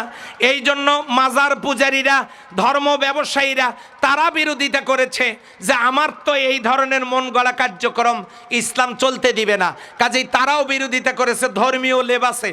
কাজেই শুরুতে মুসলিম কেউ কেউ আছি। কথা বলেন, কথা বলেন। শুরুতে মুসলিম আমরা কেউ কেউ আছি। আসলে মুসলিম হওয়া দরকার হকিকতে মুসলিম। হকিকতে মুসলিম হলো অরিজিনাল মুসলিম। অরিজিনাল মুসলিম হতে গেলে সমস্ত কাজকর্ম কার জন্য করতে হবে? এবারে কোরআনের আয়াত শোনেন, আল্লাহ বলছেন, উল, হে রাসূল আপনি বলেন, ইন্না সলাতি, নিশ্চয় আমার নামাজ, অনুসুকি, আমার কোরবানি, অমাহিয়া ওয়া মামাতি, আমার হায়াত এবং আমার মৃত্যু, লিল্লাহি রাব্বিল আলামিন, আমার হায়াত মউত, আমার জীবনের সকল কাজকর্ম হবে কার জন্য? আমার জীবন, আমার মরণ, আমার বন্দিগি, আমার জীবন, আমার মরণ, আমার বন্দিগি, ইয়া ইলাহি, ইয়া ইলাহি কবুল করো আমার জিন্দেগি, আমার জীবন, আমার মরণ, আমার বন্দেগি, আমার জীবন, আমার মরণ, আমার সমস্ত বন্দেগি হবে কার? আল্লাহর। এটা হবে প্রকৃত মুমিনের কাজ, জীবনের সকল কাজ হবে আল্লাহর জন্য। আমি কি কোনো রাজনৈতিক কথা বললাম? কোনো দলের পক্ষে বিপক্ষে বললাম? বলিনি। এই জন্য আমরা খলিফা হব কার? আল্লাহর খলিফা হওয়ার জন্য আল্লাহ তাআলাই বলে দিচ্ছেন। কি সুন্দর করে দেখেন, আল্লাহ তাআলার পক্ষ থেকে কত চমৎকার কথা, ইন্নী জাইলুন ফিল আরদে খলিফা, আমি জমিনে প্রতিনিধি নিযুক্তকারী। সেই খলিফা কোন খলিফা? ও ফেরেশতারা, তোমরা আমার ইবাদত করছো, করো। তোমরা আমার তাসবিহ পাঠ করছো, করো। তোমরা আমাদের জিকির করছো, তোমরা আমার জিকির করছো, করো। তোমরা আমাকে সেজদা দিচ্ছ, দাও। তোমরা প্রশংসা করছো, করো। তোমাদের প্রশংসা, জিকির, তাসবিহ, সেজদা সব ঠিক আছে, করো। কিন্তু আমি ব্যতিক্রম ধর্মী কিছু খলিফা বানাতে চাই। তারা কি করবে? অফিসে, আদালতে, ব্যবসায়, বাণিজ্যে, চাকরিতে, গাড়িতে, বাড়িতে, খেতে, খামারে, রাজনীতিতে, অর্থনীতিতে, সমাজনীতিতে, পরিবার নীতিতে, ইমানে, আমলে, কর্মে, নিয়তে, নামাজে, রোজায়, হজে, জাকাতে, পোশাকে, আশাকে, বিয়েতে, শাদিতে, পর্দায়, পুশিদায়, মিছিলে, রাজপথে, রেডিওতে, টেলিভিশনে, ফেসবুকে, পত্রিকায়, সব জায়গায় গোলামি করবে কার? আমি জমিনে এইরকম প্রতিনিধি বানাতে চাই। সুবহানাল্লাহ। কালকে দুপুরে আমার ভাইয়েরা, এই প্রতিনিধি আমি বানাতে চাই। এবারে আসেন, সেই প্রতিনিধি হচ্ছে কেমনে? নবীজি নামাজ পড়েছেন না পড়েন নাই? রোজা, হজ, জাকাত, টুপি পাঞ্জাবি, রুমাল, জুব্বা, পাগড়ি পড়ছেন না পড়েন নাই? পড়েছেন। যুদ্ধের ময়দানে নেতৃত্ব দিয়েছেন না দেন নাই? রাষ্ট্রের প্রেসিডেন্ট ছিলেন না ছিলেন না? সেনাপতি, সেনাবাহিনী কমান্ডার ইন চিফ ছিলেন না ছিলেন না? যুদ্ধের জন্য আটোসাটো পোশাক পরে 27টা যুদ্ধের নেতৃত্ব দিয়েছেন না দেন নাই? নিজে ইসলামী রাষ্ট্রের প্রেসিডেন্ট হইছেন না হন নাই? এইটি করতে গিয়ে ইন্নী জাইলুন ফিল আরদে খলিফা, এমন খলিফা জমিনে পাঠাতে চাই যিনি জানাজার নামাজের ইমামতি করবেন, মসজিদের নামাজের ইমামতি করবেন, পাশাপাশি তিনি জাতিসংঘেরও মহাসচিব হবেন, তিনি আমেরিকারও প্রেসিডেন্ট হবেন, আমেরিকা চালাবার যোগ্যতা অর্জন করবেন, পাশাপাশি নিজের বাবার জানাজার ইমামতিও করবার যোগ্যতা অর্জন করতে পারবেন। এর নাম খলিফা। আচ্ছা, ফেরেশতারা কি মরে? না। ফেরেশতাদের কি জানাজা আছে? ফেরেশতারা কি বিয়ে করেছে? ওদের বউয়ের বাচ্চা হয়? তাহলে যারা বিয়ে জানে না, বাজার জানে না, খাওয়া দাওয়া জানে না, মরা জানে না, তাহলে এই লোকগুলো কত দিক থেকে অনভিজ্ঞ। আর আলহামদুলিল্লাহ, কেউ যদি আল্লাহর খলিফা এই জমিনে হয়, অফিস, আদালত, ব্যবসা, বাণিজ্য, চাকরি বাকরি সব, নামাজ, রোজা, হজ, জাকাত, বিয়ে, শাদী, বাচ্চা লালন পালন, পিতামাতার খেদমত, স্ত্রীর ভরণ পোষণ, এরপরে রাজনীতি, অর্থনীতি, সমাজনীতি সব জানে। বলেন তো, ফেরেশতারা শ্রেষ্ঠ না মানুষ শ্রেষ্ঠ? আল্লাহ জমিনের জন্য এমন খলিফা নিযুক্ত করে আশা তো তিনি করতেই পারেন আমাদের কাছ থেকে কোনো কিছু। কথা ঠিক কিনা? এই জমি আপনার বাবার, সেইখানে ধান লাগাইছেন, পাশের বাড়ির 2টা গরু এসে ধান খাচ্ছে, এখন বাড়িতে সংবাদ চলে গেল, জসিমউদ্দিন বাবা বাড়িতে আসো? যে হ্যাঁ আসি। তোমার জমির ধান খাচ্ছে কার যেন গরু। এখন জসিমউদ্দিনের বাবা, জসিমউদ্দিন কেউ থাকলে এখানে মাইন্ড করবেন না, আমি একটা নাম বললাম। জসিমউদ্দিনের বাবা ভাত খেতে বসেছে, এবারে ভাত খাচ্ছে, আস্তে আস্তে ভাত খাওয়ার পর স্ত্রীকে বললেন, বিবিরে গরু নাকি ধান খাচ্ছে, তুমি হাকিমপুরি জর্দা দিয়ে আমাকে একটা পান দাও, পানটা দাও, আমি একটু পানটা চিবাই। পান নেওয়ার পর আঙ্গুল একটু চুন নিয়ে, একটু চুন এইরকম করে দাঁতে লাগায় দিয়ে উনি একটা লাঠি নিয়ে আস্তে আস্তে জিকিরি ফিকিরে হাঁটতেছেন, আর জমির আলে গিয়ে বলতেছেন, গরুরা এতক্ষণ পর্যন্ত আমার বাবার জমি মালিক আমি, সেখানে ধান লাগাইছি, তোমরা যা খাবার খাইছো দুনিয়ার গরুরা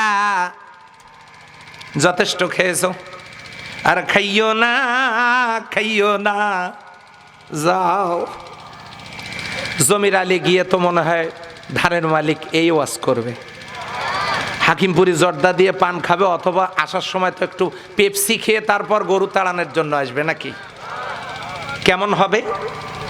খেতে বসেছে, সংবাদ জসিমউদ্দিনের বাবা জমিতে গরু, খাবারের প্লেটে আর হাত রাখলো না, হাত ধোয়ার কোনো কারবার নাই, দরজা দেওয়া লাঠিটা হাতের মধ্যে নিয়া জসিমউদ্দিনের মারে, লাঠিটা কই নিয়ে দৌড় জমির আলে গিয়ে গরুরে দুইটা পেটন দিয়ে তাড়ায় দিয়া এবার আলে দাঁড়ায় বলতেছে, এই কে রে, কার এত বড় সাহস আমার বাবার জমি গরু লাগায় দিয়ে ফসল খাওয়াও, এই গরু আমি খড়ে দেব, এই গরু আমি আটকায় রাখব, এই ধরনের হুমকি তো মনে হয় দেবে। কথা বলেন ঠিক কিনা?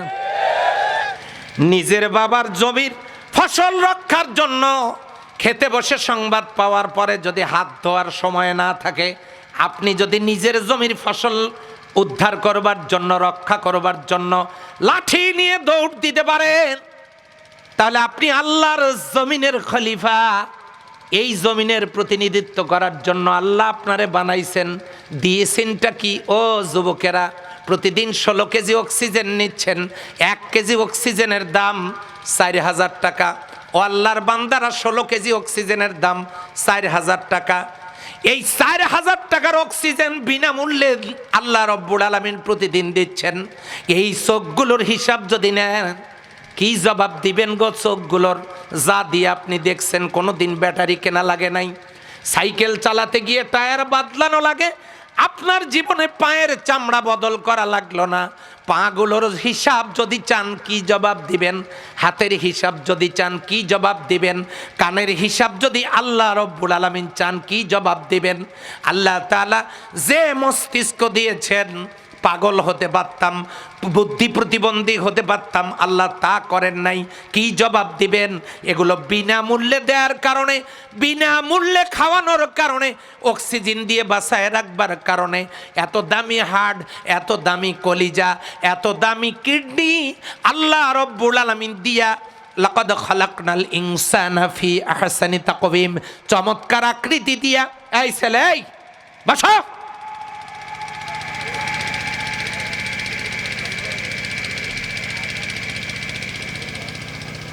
মোনাজাত দিয়ে দেই, আর মাত্র কয়েক মিনিট কথা বলবো। সিদ্ধান্ত দিতে হবে, আপনাদেরকে দিতে হবে। নিজেরাও উঠবো না, কাউকে উঠতে হলো না, নিজেরাও উঠবো না। হ্যাঁ, অ্যাটেনশন প্লিজ। আমি মনে হয় আপনাদের কষ্ট দিচ্ছি। কি জবাব দিবেন এই মুখের, যে মুখ থাকলেও বোবারা কথা বলতে পারে না? আজকে রাত্রে যদি কণ্ঠ স্তব্ধ হয়ে যায়, কি জবাব দিব? সেই জন্য সেই মনিবের দরবারে দাঁড়াতে হবে। এত কিছু যে আল্লাহ দিলেন, নিজের বাবার 10 শতক জমির ফসল উদ্ধারের জন্য আপনি এত পেরেশান। এই কার গরু, এই ধান খেয়েছো কেন? আমি খড়ে দেব, আটকায় রাখবো, বেঁধে রাখবো, গরুর মালিককে পিটাবো, জবাই করব, মাথা ফাটায় দেব। এত কিছু যদি করতে পারেন, তাহলে আপনি আল্লাহর জমিনের খলিফা। সেই জমিনে দাঁড়িয়ে আপনি তো বলতে পারেন না এই জমিনে সুদ চলছে কেন, ঘুষ চলছে কেন, জেনা চলছে কেন, যৌতুক চলছে কেন, নারী নির্যাতন কেন, মদ জুয়া কেন, দুর্নীতি চলছে কেন, মানুষ খুন চলছে কেন, তনু নামক বোনটা ধর্ষিত হয়ে রাস্তায় পড়ে আছে কেন, পৃথিবীতে হত্যা সন্ত্রাস চলছে কেন? আপনি আমি কি কোনোদিন বলেছি? বলে দেখেন না একবার। আপনার এই পাশে 16টা এখানে থাকে কি না, এ পাশে আসার সম্ভাবনা আছে। এক ঘুষিতে এই 4টে আঙ্গুলের নাম মহাজির, একটা আঙ্গুলের নাম আনসার, এটা উপরে তুলে দিয়ে হইছেটা কি? বিশ্বাস না হয় কাছে আসেন দেখাই হইছেটা কি। এ পাশে 16টা এ পাশে আসতে সময় লাগবে না আমার ভাইয়েরা। এটা যদি বুঝে থাকেন, আল্লাহর নবী যখন বলেছেন জমিন যার বিধান চলবে কার, এই কথা বলার সাথে সাথে তার উপরে যে নির্যাতন নেমে এলো, আল্লাহ তাআলা জানায় দিলেন, ওগো আমার হাবিব, 4টে দফা কর্মসূচি আপনাকে দিলাম, এই 4 দফা কর্মসূচি পালন করলেই আপনি জমিনের খলিফা হিসাবে, আল্লাহর পক্ষ থেকে নির্বাচিত খলিফা হিসাবে আপনি সম্মানিত হবেন। জোরে বলেন সুবহানাল্লাহ। কয়টা? জোরে বলেন কয়টা? আরো জোরে, জোরে হলো না, আরো জোরে। সামনে যখন আমার ভাই জনাব হেকমত শিকদার সাহেব আবার নির্বাচনে দাঁড়াবেন, স্লোগান দেওয়া লাগবে না ভাই? একটু আগায় দেই, মিছিল করে একটু আগায় দেই। জোরে বলেন কয়টা? মার্কাটার কথা শুধু বললাম না। 4 দফা কর্মসূচি কে দিয়েছেন? কাকে দিয়েছেন? বিশ্বনবী সাল্লাল্লাহু আলাইহি ওয়াসাল্লামকে 4 দফা কর্মসূচি দিলেন জমিনে খেলাফতের জন্য, খলিফা হিসেবে দায়িত্ব পালনের জন্য। এই 4টে দফা কর্মসূচির কথা বলে আমি শেষ করতে চাই। এই জমিনে খলিফার দায়িত্ব কি আমি আপনাদেরকে সেটি জানিয়ে দিতে চাই। কুল্লুকুম রায়িন ওয়া কুল্লুকুম মাসউলুন আন রায়াতি। আল্লাহর নবী বলেছেন তোমরা সবাই রাখাল, প্রত্যেককেই তার রাখালিয়াত সম্পর্কে জবাবদিহি করতে হবে। আল্লাহর নবী এত সুদীজনদেরকে রাখাল বললেন কেন? রাখাল বললেন এই জন্য, রাখাল যদি শক্তিশালী হয়, রাখাল যদি সচেতন হয়, রাখাল যদি বিজ্ঞ হয়, রাখালের হাতের দড়ি যদি মজবুত হয়, তাহলে ওই রাখালের হাতে দড়ি থাকা অবস্থায় তার গরু যেমন অন্যের ফসলের ক্ষতি করতে পারবে না, তার ছাগল যেমন আরেকজনের জিরাত নষ্ট করতে পারবে না, আরেকজনের গাছ খাইতে পারবে না, নষ্ট করতে পারবে না। রাখাল যদি শক্তিশালী হয়, রাখাল যদি দক্ষ হয়, তার গরু ছাগল যেমন অন্যের ফসলের ক্ষতি হতে পারবে না। এই সমাজের মুসলিম উম্মাহ তারা যদি দায়িত্বশীলের ভূমিকা পালন করে, তিনি যদি বাড়িতে দায়িত্বশীলের ভূমিকা পালন করে, তার পরিবারের সদস্যরা আল্লাহর বিরুদ্ধে কোনো কাজ করতে পারবে না। সমাজের নেতারা যদি সেই দায়িত্ব পালন করে, সমাজের লোকেরা কখনো আল্লাহর বিরুদ্ধে কোনো কাজে অংশগ্রহণ করতে পারবে না, পাপের কাজে অংশ নিতে পারবে না। কথা বলেন ঠিক কিনা? এই কথাগুলো আল্লাহর নবী বললেন, আল্লাহ জানায় দিলেন, আয় আমার হাবিব, খেলাফতের দায়িত্ব যথাযথভাবে পালন করার জন্য 4 দফা কর্মসূচি দিলাম। কোরআন বলছে, আল্লাহ তাআলা বলেন, হুয়াল্লাযী বাআসা ফিল উম্মিয়িনা রাসূলাম মিনহুম ইয়াতলু আলাইহিম আয়া ওয়া ইউযাক্কিহিম ওয়া ইউআল্লিমুহুমুল কিতাবা ওয়াল হিকমা। আরেকবার, হুয়াল্লাযী, তিনি সেই আল্লাহ যিনি, বাআসা ফিল উম্মিয়িনা রাসূলাম মিনহুম, তোমাদের মধ্য থেকে একজন উম্মি নবী রাসূল প্রেরণ করেছেন। ইয়াতলু আলাইহিম আয়া, তার মানে কোরআনের দাওয়াত দেন। দাওয়াত দেওয়ার দরকার, জোরে বলেন তো আছে না নাই? আমাদের সমাজে কিন্তু দাওয়াত চালু আছে। কি দাওয়াত চালু আছে?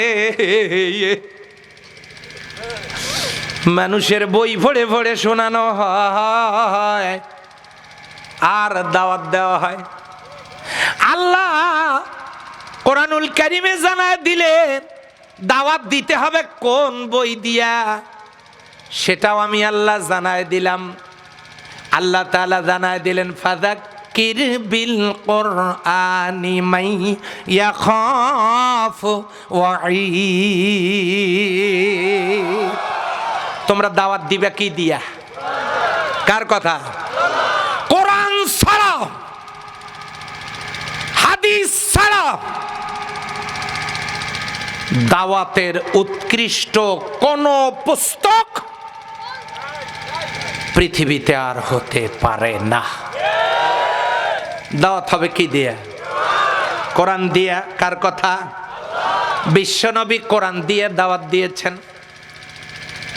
ফাযাক্কির বিল কুরআনি মান ইয়াখাফু ওয়াঈদ, কোরআন দিয়ে দাওয়াত দিয়েছেন। আল্লাহর নবী দাওয়াত দিয়েছেন না দেন নাই? আমরা কি দাওয়াত দেই? দেই না। যে মহিলাদের বাচ্চা হয় না তাদেরকে আপনাদের এলাকায় কি মহিলা বলে? বন্ধা। যে মুসলমান দাওয়াতি কাজ করে না তাদেরকে কি মুসলমান বলে? যে মহিলার বাচ্চা হয় ওই মহিলা থেকে আরেকজন মানুষ বৃদ্ধি পায়, তাহলে মুসলিম হলে তো আরেকজন মুসলিম বৃদ্ধি পাওয়ার কথা, আরেকজন নামাজি বাড়ার কথা, আরেকজন ওয়াজের শ্রোতা বাড়ার কথা, আরেকজন নেশামুক্ত, সুদমুক্ত, ইফটিজিং মুক্ত, দুর্নীতি মুক্ত মানুষ হওয়ার কথা।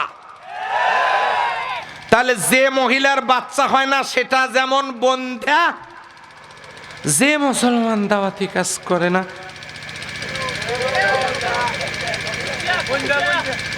হ্যাঁ ওটা আর আমি বলবো না।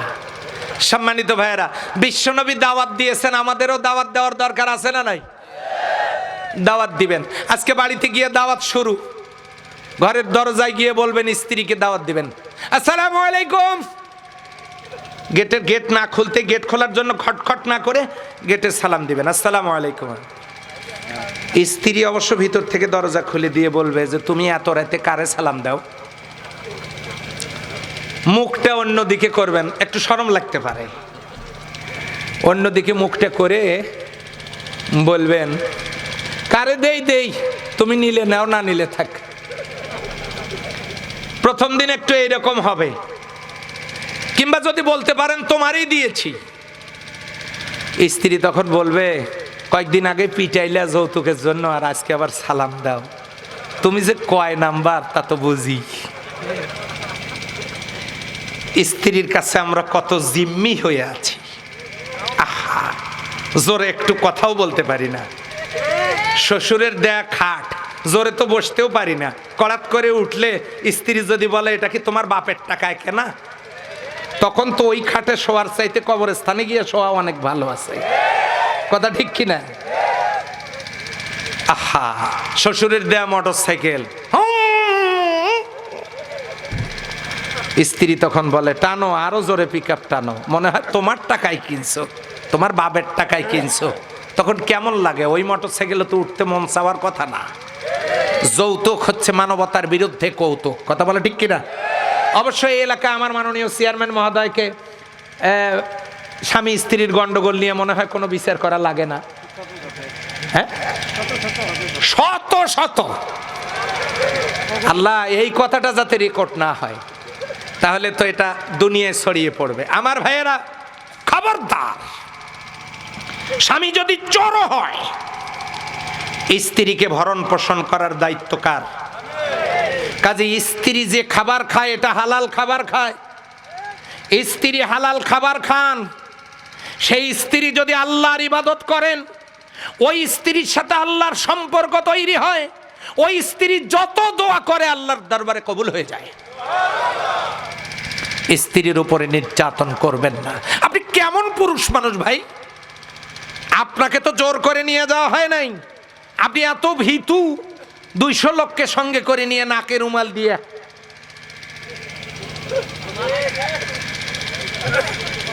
বিয়ে করতে গেছেন। ওই মেয়েটা যদি বাকিতে কবুল না বলতো, উপায় ছিল না। ওই দিন বাকিতেই শরমে তো নাকে রুমাল দিয়েছিলেন। 200 লোককে, আপনি কত বীর পুরুষ, 200 জনকে সঙ্গে নিয়ে গেছেন। আর মেয়েরা কত সাহসী, বিয়ের পরে একাই। বিয়ে করো নাই কারা কারা হাত তোলো। আমি জানি তোমাদের মনে খুব দুঃখ, তামাও কষ্ট হইতেছে নাকি আপনাদের? আমার ভাইয়েরা, একটা মেয়েকে বিয়ে করবার জন্য আপনি সাজুগুজু করে মেয়েটার বাড়িতে যান। মেয়েটা তো আপনার বাড়িতে আসেনি, বিয়ে করার জন্য গিয়ে এত আদরে ওই মেয়েটার হাত ধরে বিয়ে করে আনবার পর আপনি কেমন মানুষ? এই মেয়েটার উপরে আপনি নির্যাতন করেন, তাকে মারপিট করেন। মনে রাখবেন, অন্যের মেয়েকে বাড়িতে এনে যে নির্যাতন করছেন একই স্টাইলে পরের বাড়িতে আপনার মেয়েও নির্যাতিত হবে। কাজেই আমার ভাইরা, বিশ্বনবী দাওয়াত দিয়েছেন, দাওয়াত বাড়িতে দেওয়া শুরু করুন। সালাম দেন, বাড়িতে ঢোকার সময় সালাম দেন, বেরোনোর সময় সালাম দেন। আমি আমার জীবনে আমল করে দেখেছি, আমি প্র্যাকটিস করেছি। আল্লাহ মাফ করুন, নিজের কথা বলবার জন্য না। বাচ্চাগুলো যখন ছোট্ট ছোট্ট, এখন বড় হয়ে গেছে, মেডিকেল MBBS পড়ে, কেউ বা ইউনিভার্সিটিতে পড়াশোনা করে, তো ওই বাচ্চাগুলো যখন ছোট আমি সালামের প্র্যাকটিস শুরু করে দিয়েছিলাম। আলহামদুলিল্লাহ, এখন আর আমার সালাম দেয়া লাগে না, কষ্ট কমে গেছে, দিতেই পারি না। ওরা প্রথম সালামটা আগেই দিয়ে ফেলে, কেমনে লুকায়া থাকে, আমাকে যেন সালাম দিতে পারলে ওরা নিজেকে খুব গর্বিত মনে করে। আপনি প্র্যাকটিস করেন, বাড়িটাকে জান্নাতের টুকরা বানান। হ্যাঁ, এখন তো বানাইছি,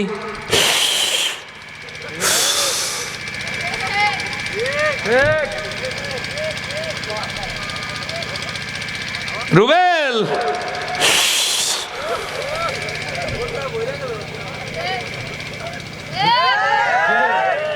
কথা ঠিক কিনা? আবার মঞ্চে দাঁড়িয়ে বলে আপনারা নেশা করবেন না। আহা, ये बड़ी अफसोस की बात है, আশ্চর্য ব্যাপার, আফসোসের বিষয়। সেই জন্য বলি, দাওয়াত দিলে নিজের চরিত্র সংশোধন হয়। দাওয়াতি কাজ শুরু করে দেন, পারবো ইনশাল্লাহ। নামাজে যাবো, এই যে ভাই চলেন না নামাজে যাই, না পড়ুক ওই দিন আপনার কথাটা হৃদয়ে দাগ কাটবে। দাওয়াতি কাজ আমাদের করা দরকার। আমরা বিশ্ব নবীর শ্রেষ্ঠ নবীর শ্রেষ্ঠ উম্মত, কথা বলে ঠিক কিনা? দাওয়াত দেওয়া দরকার। কার চরিত্র? রাসূলুল্লাহ সাল্লাল্লাহু আলাইহি ওয়াসাল্লামের চরিত্র। জোরে বলেন সুবহানাল্লাহ। দ্বিতীয় দফা কর্মসূচি বিশ্ব নবীর সংগঠন। কোনো কাজ একা করতে পারবেন না। জামাতে নামাজ পড়ার কথা বলেছেন আল্লাহ, জামাত কি একা হয় নাকি? সবাইকে লাগে। ঈদের নামাজ কি একা হয় নাকি? সবাইকে লাগে। ও আল্লাহর বান্দা বান্দিরা, আকিমুস সালাত ওয়া আতুজ যাকাত, হাজ্জু, হজ করো, তোমরা হজ করো, তোমরা যাকাত দাও, তোমরা নামাজ পড়ো, তোমরা ভালো কাজ করো। সব জায়গায় তোমরা তোমরা আল্লাহ ব্যবহার করেছেন জমার সিগা, তার মানে এককভাবে কোনো আদেশ হয় নাই, সবার প্রতি আদেশ হয়েছে। তার মানে ঐক্যবদ্ধ হও, একখানে থাকো। নামাজের কাতারে সবাই এক হতে পারলাম, এক কাতারে দাঁড়ায়া আওয়ামী লীগ, বিএনপি, জামাত, জাতীয় পার্টি, তাবলিগ, পীরের মুরিদ এক কাতারে দাঁড়াইয়া নামাজ পড়তে পারলাম, আল্লাহু আকবার বলতে পারলাম। নামাজ শেষ করে গিয়ে মারামারি শুরু, কথা বলেন ঠিক কিনা? একসাথে নামাজ পড়লাম, ইবাদত করলাম আল্লাহর, কোনো গন্ডগোল নাই, কোনো রকমের গুতাগুতি নাই, মারামারি নাই, কিছুই নাই। যেই না নামাজ থেকে বাইরে চলে গেলাম, আলাদা আলাদা হয়ে গেলাম। আজকে সিদ্ধান্ত নিতে হবে, আমরা পারবো, পারবো না? আমরা পারবো। কিভাবে পারবো? সব দলাদলি ভুলে আল্লাহর জন্য যেমন এক কাতারে আসতে পারি, জানাজার সময় এক কাতারে আসতে পারি, নামাজের সময়, তারাবির সময় এক কাতারে, ঈদের সময় আসতে পারি। আজকে মুসলমান যদি এক কাতারে আসতে পারে, তামাম দুনিয়ার ইহুদি নাসারা মুসলিমদের গায়ে হাত তোলার সাহস পাবে না। মুসলিম নির্যাতন করার দুঃসাহস কেউ দেখাতে পারবে না, কথা বলে ঠিক কিনা? এক হওয়ার দরকার আছে না নাই? আল্লাহ বলেন, ইন্নাল্লাহা ইউহিব্বুল্লাযীনা ইউকাতিলুনা ফি সাবিলিহি সাফফান কাআন্নাহুম বুনিয়ানুম মারসুস। নিঃসন্দেহে আল্লাহ ওই সমস্ত লোকজনকে ভালোবাসেন যারা সীসা ঢালা প্রাচীরের মতো আল্লাহর পথে চেষ্টা সাধনা করে। জোরে বলেন সুবহানাল্লাহ। দ্বিতীয় দফা হলো সংগঠন, এক হওয়া। এটা কার কথা? কার কথা? আল্লাহ জানায় দিচ্ছেন প্রথম দফা দাওয়াত, 2 নম্বরের দফা সংগঠন, ঐক্যবদ্ধ হওয়া। দলাদলি বন্ধ করেন। আমরা এক থাকতে চাই, নেক থাকতে চাই। কেন? মাথার উপরে সূর্য এক, মাথার উপরে আসমান এক, আমার আল্লাহ এক, আমাদের কোরআন এক, আমাদের চন্দ্র এক, আমাদের সূর্য এক, আমাদের বাবা আদম আলাইহিস সালাম এক, আমাদের মা হাওয়া আলাইহিস সালাম এক, আমাদের দেশ বাংলাদেশ এক, আমাদেরও বাবা বাড়িতে এক, আমাদেরও মা এক। কাজী মুসলিমদের ভিতরে কোনো হিংসা বিদ্বেষ থাকতে পারে না। আমরা আল্লাহর জন্য, আমার রাসূলের জন্য এক হব। কারা কারা রাজি আছেন? দুহাত তুলে, দুহাত তুলে আমার আল্লাহকে দেখায় দেন। কোনো গন্ডগোল ফাসাদে আমরা নাই, আমরা এক থাকবো, নেক থাকবো। লিল্লাহে তাকবীর, দুনিয়ার মুসলিম আলহামদুলিল্লাহ। হাত তামান। 2 নাম্বার, আর দুটো পয়েন্টেই শেষ করে দিচ্ছি। 3 নাম্বার, ইসলাহ, সংশোধন। সংশোধনটা কি? ব্যক্তি সংশোধন, সমাজও সংশোধন। এই সংশোধনের কাজটা করতে হবে। অন্যের দোষ ধরতে অভ্যস্ত, হ্যাঁ, ওনার এ দোষ সে দোষ, কিন্তু নিজেকে বিবেকের আয়নায় একটিবারও দাঁড় করাতে পারে না। নিজের মধ্যেও কোনো দোষ আছে এটা একবারও চিন্তা করে না। এমন লোক আমাদের সমাজে আছে না নাই? ইসলাহে মুআশারা, ইসলাহে হুকুমাত, ব্যক্তি সংশোধন, সমাজ সংশোধন। সমাজের মধ্যে যত শিরক আর বিদাত আছে, বিশ্বনবী এগুলো উৎপাটন করেছেন, মূল উৎপাটন করেছেন, এগুলো তুলে দিয়েছেন, এগুলো বন্ধ করেছেন। ব্যক্তি জীবনে সাহাবাজমানদের ভিতরে যে ত্রুটি বিচ্যুতি ছিল, সাহাবাজমানদের ভিতরে ত্রুটি বিচ্যুতি ছিল, আল্লাহ মাফ করে নিয়ে কথা বললাম না, বললাম ইসলাম কবুলের আগে তাদের মধ্যে যে ত্রুটি বিচ্যুতি ছিল, তারা মদ পান করতেন। ইসলাম কবুল করার পরেও কিছুটা অভ্যাস ছিল। আল্লাহর নবী তাদের সামনে বক্তব্য দিয়ে তাদেরকে সংশোধন করলেন, ভালো মানুষ বানালেন। সম্মানিত ভাইয়েরা, এইটা কি মুয়া? এখন এইটা যদি 1 গ্লাস হয়, এই 1 গ্লাস দুধ আমি পান করার সময় নজর করে দেখি এই দুধের মধ্যে কি যেন একটু কালো খড়কুটো পড়ে আছে। এখন কি আমি রাগ করে দুধটা ফালায় দেব না খড়কুটোটুকুন ফালায় দেব? তাহলে দুধ খাওয়ার পূর্বে কালো খড়কুটোটুকু দেখবার পর আমি যেমন চামচ দিয়ে ওইটা ফালায় দিয়ে পুরা দুধটা আমি পান করব, দুধ ফালায় দিব না, খড়কুটোটুকুন ফালায় দেব। ঠিক তেমনি আমার কোনো মুসলমান ভাইয়ের ভিতরে কোনো দোষ ত্রুটি থাকতে পারে, একান্তে কাছে ডেকে তাকে আমি সংশোধন করে বুকে টেনে নেব, তার ত্রুটিটুকু মুছে দেওয়ার চেষ্টা করব। তার মানে দুধের ত্রুটি ফালায় দিয়ে দুধ যেমন পান করব, মুসলিম ভাইয়ের দোষটা বাদ দিয়ে বাকি ভাইটাকে আমি আপন করে নেব। ইসলাম সন্ত্রাসের শিক্ষা দেয় না, ইসলাম জঙ্গিবাদের শিক্ষা দেয় না। ইসলাম দেখেন কেমন, আসসালামু আলাইকুম, তুমি সুখে থাকো, কাছে এলো, ইয়াগফিরুল্লাহু লানা ওয়া লাকুম, হাতে হাত মিলালো, 2 হাত একখানে হলো, আলাদা হওয়ার আগে আল্লাহ দুজনকে মাফ করে দিলেন। আবার বুকে টেনে নিল, মুআনাকা, মুসাফা, মুআনাকা, আলিঙ্গন করলেন, গলাগলি করলেন। তাহলে এই ইসলাম সেই ইসলাম, সালাম দিয়ে দোয়া করে, আপন করে, কাছে টেনে নিয়ে, বুকে টেনে নিয়ে বুক মিলায়া রক্তের ভাইয়ের মতো আলিঙ্গন করে। সেই ইসলাম কখনো জঙ্গিবাদের ট্রেনিং দেয় না। আমি কি বোঝাতে পারলাম? সেই ইসলাম কখনো সন্ত্রাসের কথা বলে না।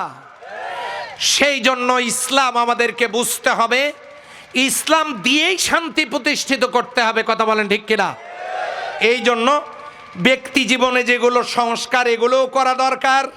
আমার মধ্যে আজকে বাড়িতে গিয়ে 2 মিনিট চিন্তা করব, বাড়িতে যেতে যেতে আমার ভিতরে কোন কোন ত্রুটি বিচ্যুতি আছে। ভাইদেরকেও বলছি, বোনদেরকেও বলছি, ত্রুটিগুলো দেখব, আমি কি পাপের কাজের সাথে জড়িত, এগুলো বাদ দিব। এরপরে কি করব, সমাজের মধ্যে কোনটা কোনটা শিরিক বিদআত অন্যায় কাজ চালু আছে সেটা আমরা বন্ধ করবার জন্য চেষ্টা করব। এটা হলো ইসলাহ। কয়টা গেল মনে নাই? এক নাম্বার কি? দাওয়াত দিব। হুকুম কার? দাওয়াত কে দিয়েছেন? রাসূল সাল্লাল্লাহু আলাইহি সাল্লাম। আমরাও দিব ইনশাআল্লাহ। সে দাওয়াত শুরু করব সিলেট থেকে না বাড়ি থেকে? কু আনফুসাকুম ওয়া আহলিকুম নারা আনজির আশিরাতাকাল আকরাবিন। তুমি বাঁচো, তোমার আহলকে বাঁচাও, আহলে বায়াতকে বাঁচাও, আর তোমার নিকটতম প্রতিবেশীদেরকে বাঁচাও। দাওয়াত শুরু হবে বাড়ি থেকে, দাওয়াত শুরু হবে নিচ থেকে।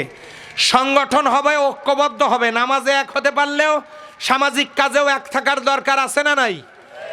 আল্লাহর জন্য, আল্লাহর হুকুমের জন্য এক থাকার দরকার আছে না নাই? 3 নাম্বার, ইসলাহ করব আমরা। ব্যক্তির চরিত্রও দেখব, সমাজের শিরিক বিদআত অন্যায় অবিচারগুলোও দেখব।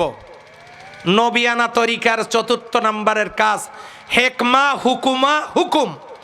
এই হা কাফ আর মিম, এই 3টে অক্ষরের ব্যাখ্যা অনেক। এখানে আমি অর্থ নিয়ে আসছি হুকুমাত। দাওয়াত দিলাম, সবাইকে একখানে করলাম, ভিতর বাহির ব্যক্তি আর সমাজের রোগ মুক্ত করলাম। এই ভালো মানুষগুলোকে দিয়ে আল্লাহর এই জমিনে কার বিধান প্রতিষ্ঠিত করা দরকার? হুকুমাত প্রতিষ্ঠিত করা দরকার। আর হয়েও যাবে সেটা এমনিতেই। আগের 3টা যদি করা সম্ভব হয়, আমরা যদি এক হতে পারি, নেক হতে পারি, দাওয়াত দিতে পারি, ইসলাহ করতে পারি, তাহলে সম্ভব। যদি এই বিশ্বনবীর তরিকায় 4 দফা কর্মসূচি আমরা আঞ্জাম দিতে পারি, ফিল আরদে খলিফা, আল্লাহ যে রাজনৈতিক নেতা বানাবার জন্য আয়াতটা নাজিল করেছেন, আমি রাজনীতিবিদ বানাতে চাই, আমি রাজনৈতিক খলিফা বানাতে চাই, যারা বাপের জমির ফসল রক্ষার মতো আল্লাহর জমিনের অন্যায় কাজ বন্ধ করবার, যাবতীয় খারাপ কাজ বন্ধের দায়িত্ব পালন করে আমার খেলাফত প্রতিষ্ঠার খলিফা হিসেবে জিম্মাদারিত্ব গ্রহণ করবে, তাদের জন্য আমি আল্লাহর কাছে আছে মর্যাদা। সুবহানাল্লাহ বলবেন না? হতে পারে সেই দল আওয়ামী লীগ, হতে পারে সেই দল বিএনপি, হতে পারে সেই দল তাবলিগ, হতে পারে সেই দল জামাত, হতে পারে সেই দল পীর, হতে পারে আজকের মাহফিলের কমিটি, হতে পারে আমাদের মাননীয় সম্মানিত বরেণ্য চেয়ারম্যান মহোদয়, হতে পারেন এই এলাকার এমপি মহোদয়, যে কেউ হতে পারেন। তার নেতৃত্বেই আমরা সামনের দিকে এগিয়ে যাব, যিনি নবিয়ানা তরিকায় এই জাতীয় ভালো কাজগুলো করবার ব্যাপারে আমাদেরকে ইন্সপিরেট করবেন। আমরা কি সবাই একমত আছি ইনশাআল্লাহ? যদি একমত থাকি তাহলে সূরা আল বাকারার 30 নম্বর আয়াত, ওয়াইদ ক্বালা রাব্বুকা লিল মালাইকাতি ইন্নী জাইলুন ফিল আরদি খলিফা, আল্লাহ যে ফেরেশতাদের সামনে ঘোষণা দিয়ে আমাদের খলিফা বানাবার প্রত্যয় ব্যক্ত করে খলিফা হিসেবে সৃজন করলেন এবং ফেরেশতাদেরকে বললেন ইন্নী আলামু মা লা তা'লামুন। আলামু ইসমে তাফজিল, নিশ্চয় আমি অধিক জানি, এতটাই জানি যেটা তোমরা জানো না। এই যে তিনি আমাদের ব্যাপারে এতটা প্রত্যয় ব্যক্ত করলেন, আমার এই খলিফারা পারবে। হ্যাঁ, পেরেছে। রাসূল সাল্লাল্লাহু আলাইহি সাল্লাম পেরেছেন, যুগে যুগে অন্যান্য নবীরা পেরেছেন, সাহাবা আজমাইনগণ পেরেছেন, আমাদের আকাবেরেরা পেরেছেন, দ্বীনের দাঈরা পেরেছেন। আমরা পারবো না? পারবো না। আল্লাহ তাআলা আমাদের সকলকে নেক বানায় দিক। সবে বলে আমিন। আরো জোরে বলেন আমিন। যারা এই কঠিন দুঃসময়ে আল্লাহর কোরআন শোনাবার জন্য এই মোবারক অনুষ্ঠানের আয়োজন করেছেন, আমি মোবারকবাদ জানাতে চাই মাননীয় চেয়ারম্যান মহোদয়কে, সকল রাজনৈতিক দলের সম্মানিত নেতৃবৃন্দকে, প্রশাসনকে, যারা করোনা পরিস্থিতিতেও এত চমৎকার অনুষ্ঠানের জন্য উদ্যোগ গ্রহণ করবার বন্দোবস্ত, যারা এই উদ্যোগ গ্রহণ করেছেন, বন্দোবস্ত করেছেন, আল্লাহ তাআলা দুনিয়া পরকালে তাদেরকে উত্তম সম্মানে পুরস্কৃত করুন। সবাই বলি আল্লাহুম্মা আমিন। আপনাদের সকলের জন্য দোয়া চেয়ে, দোয়া করে আমি শেষ করতে চাই। সবার জন্য দোয়া হবে, দোয়াতে আপত্তি নেই তো আপনাদের? এখানে আমি ভাইকে দোয়া করার জন্য বলবো, কারণ এদেশের মুসলিম মিল্লাতের আকাশে একটা নক্ষত্র, তার সামনে আমি বলিনি, আগেই বলেছি, আল্লাহ তাকে আহলুল ইলম বানায়া দিয়েছেন। সুবহানাল্লাহ বলবেন না?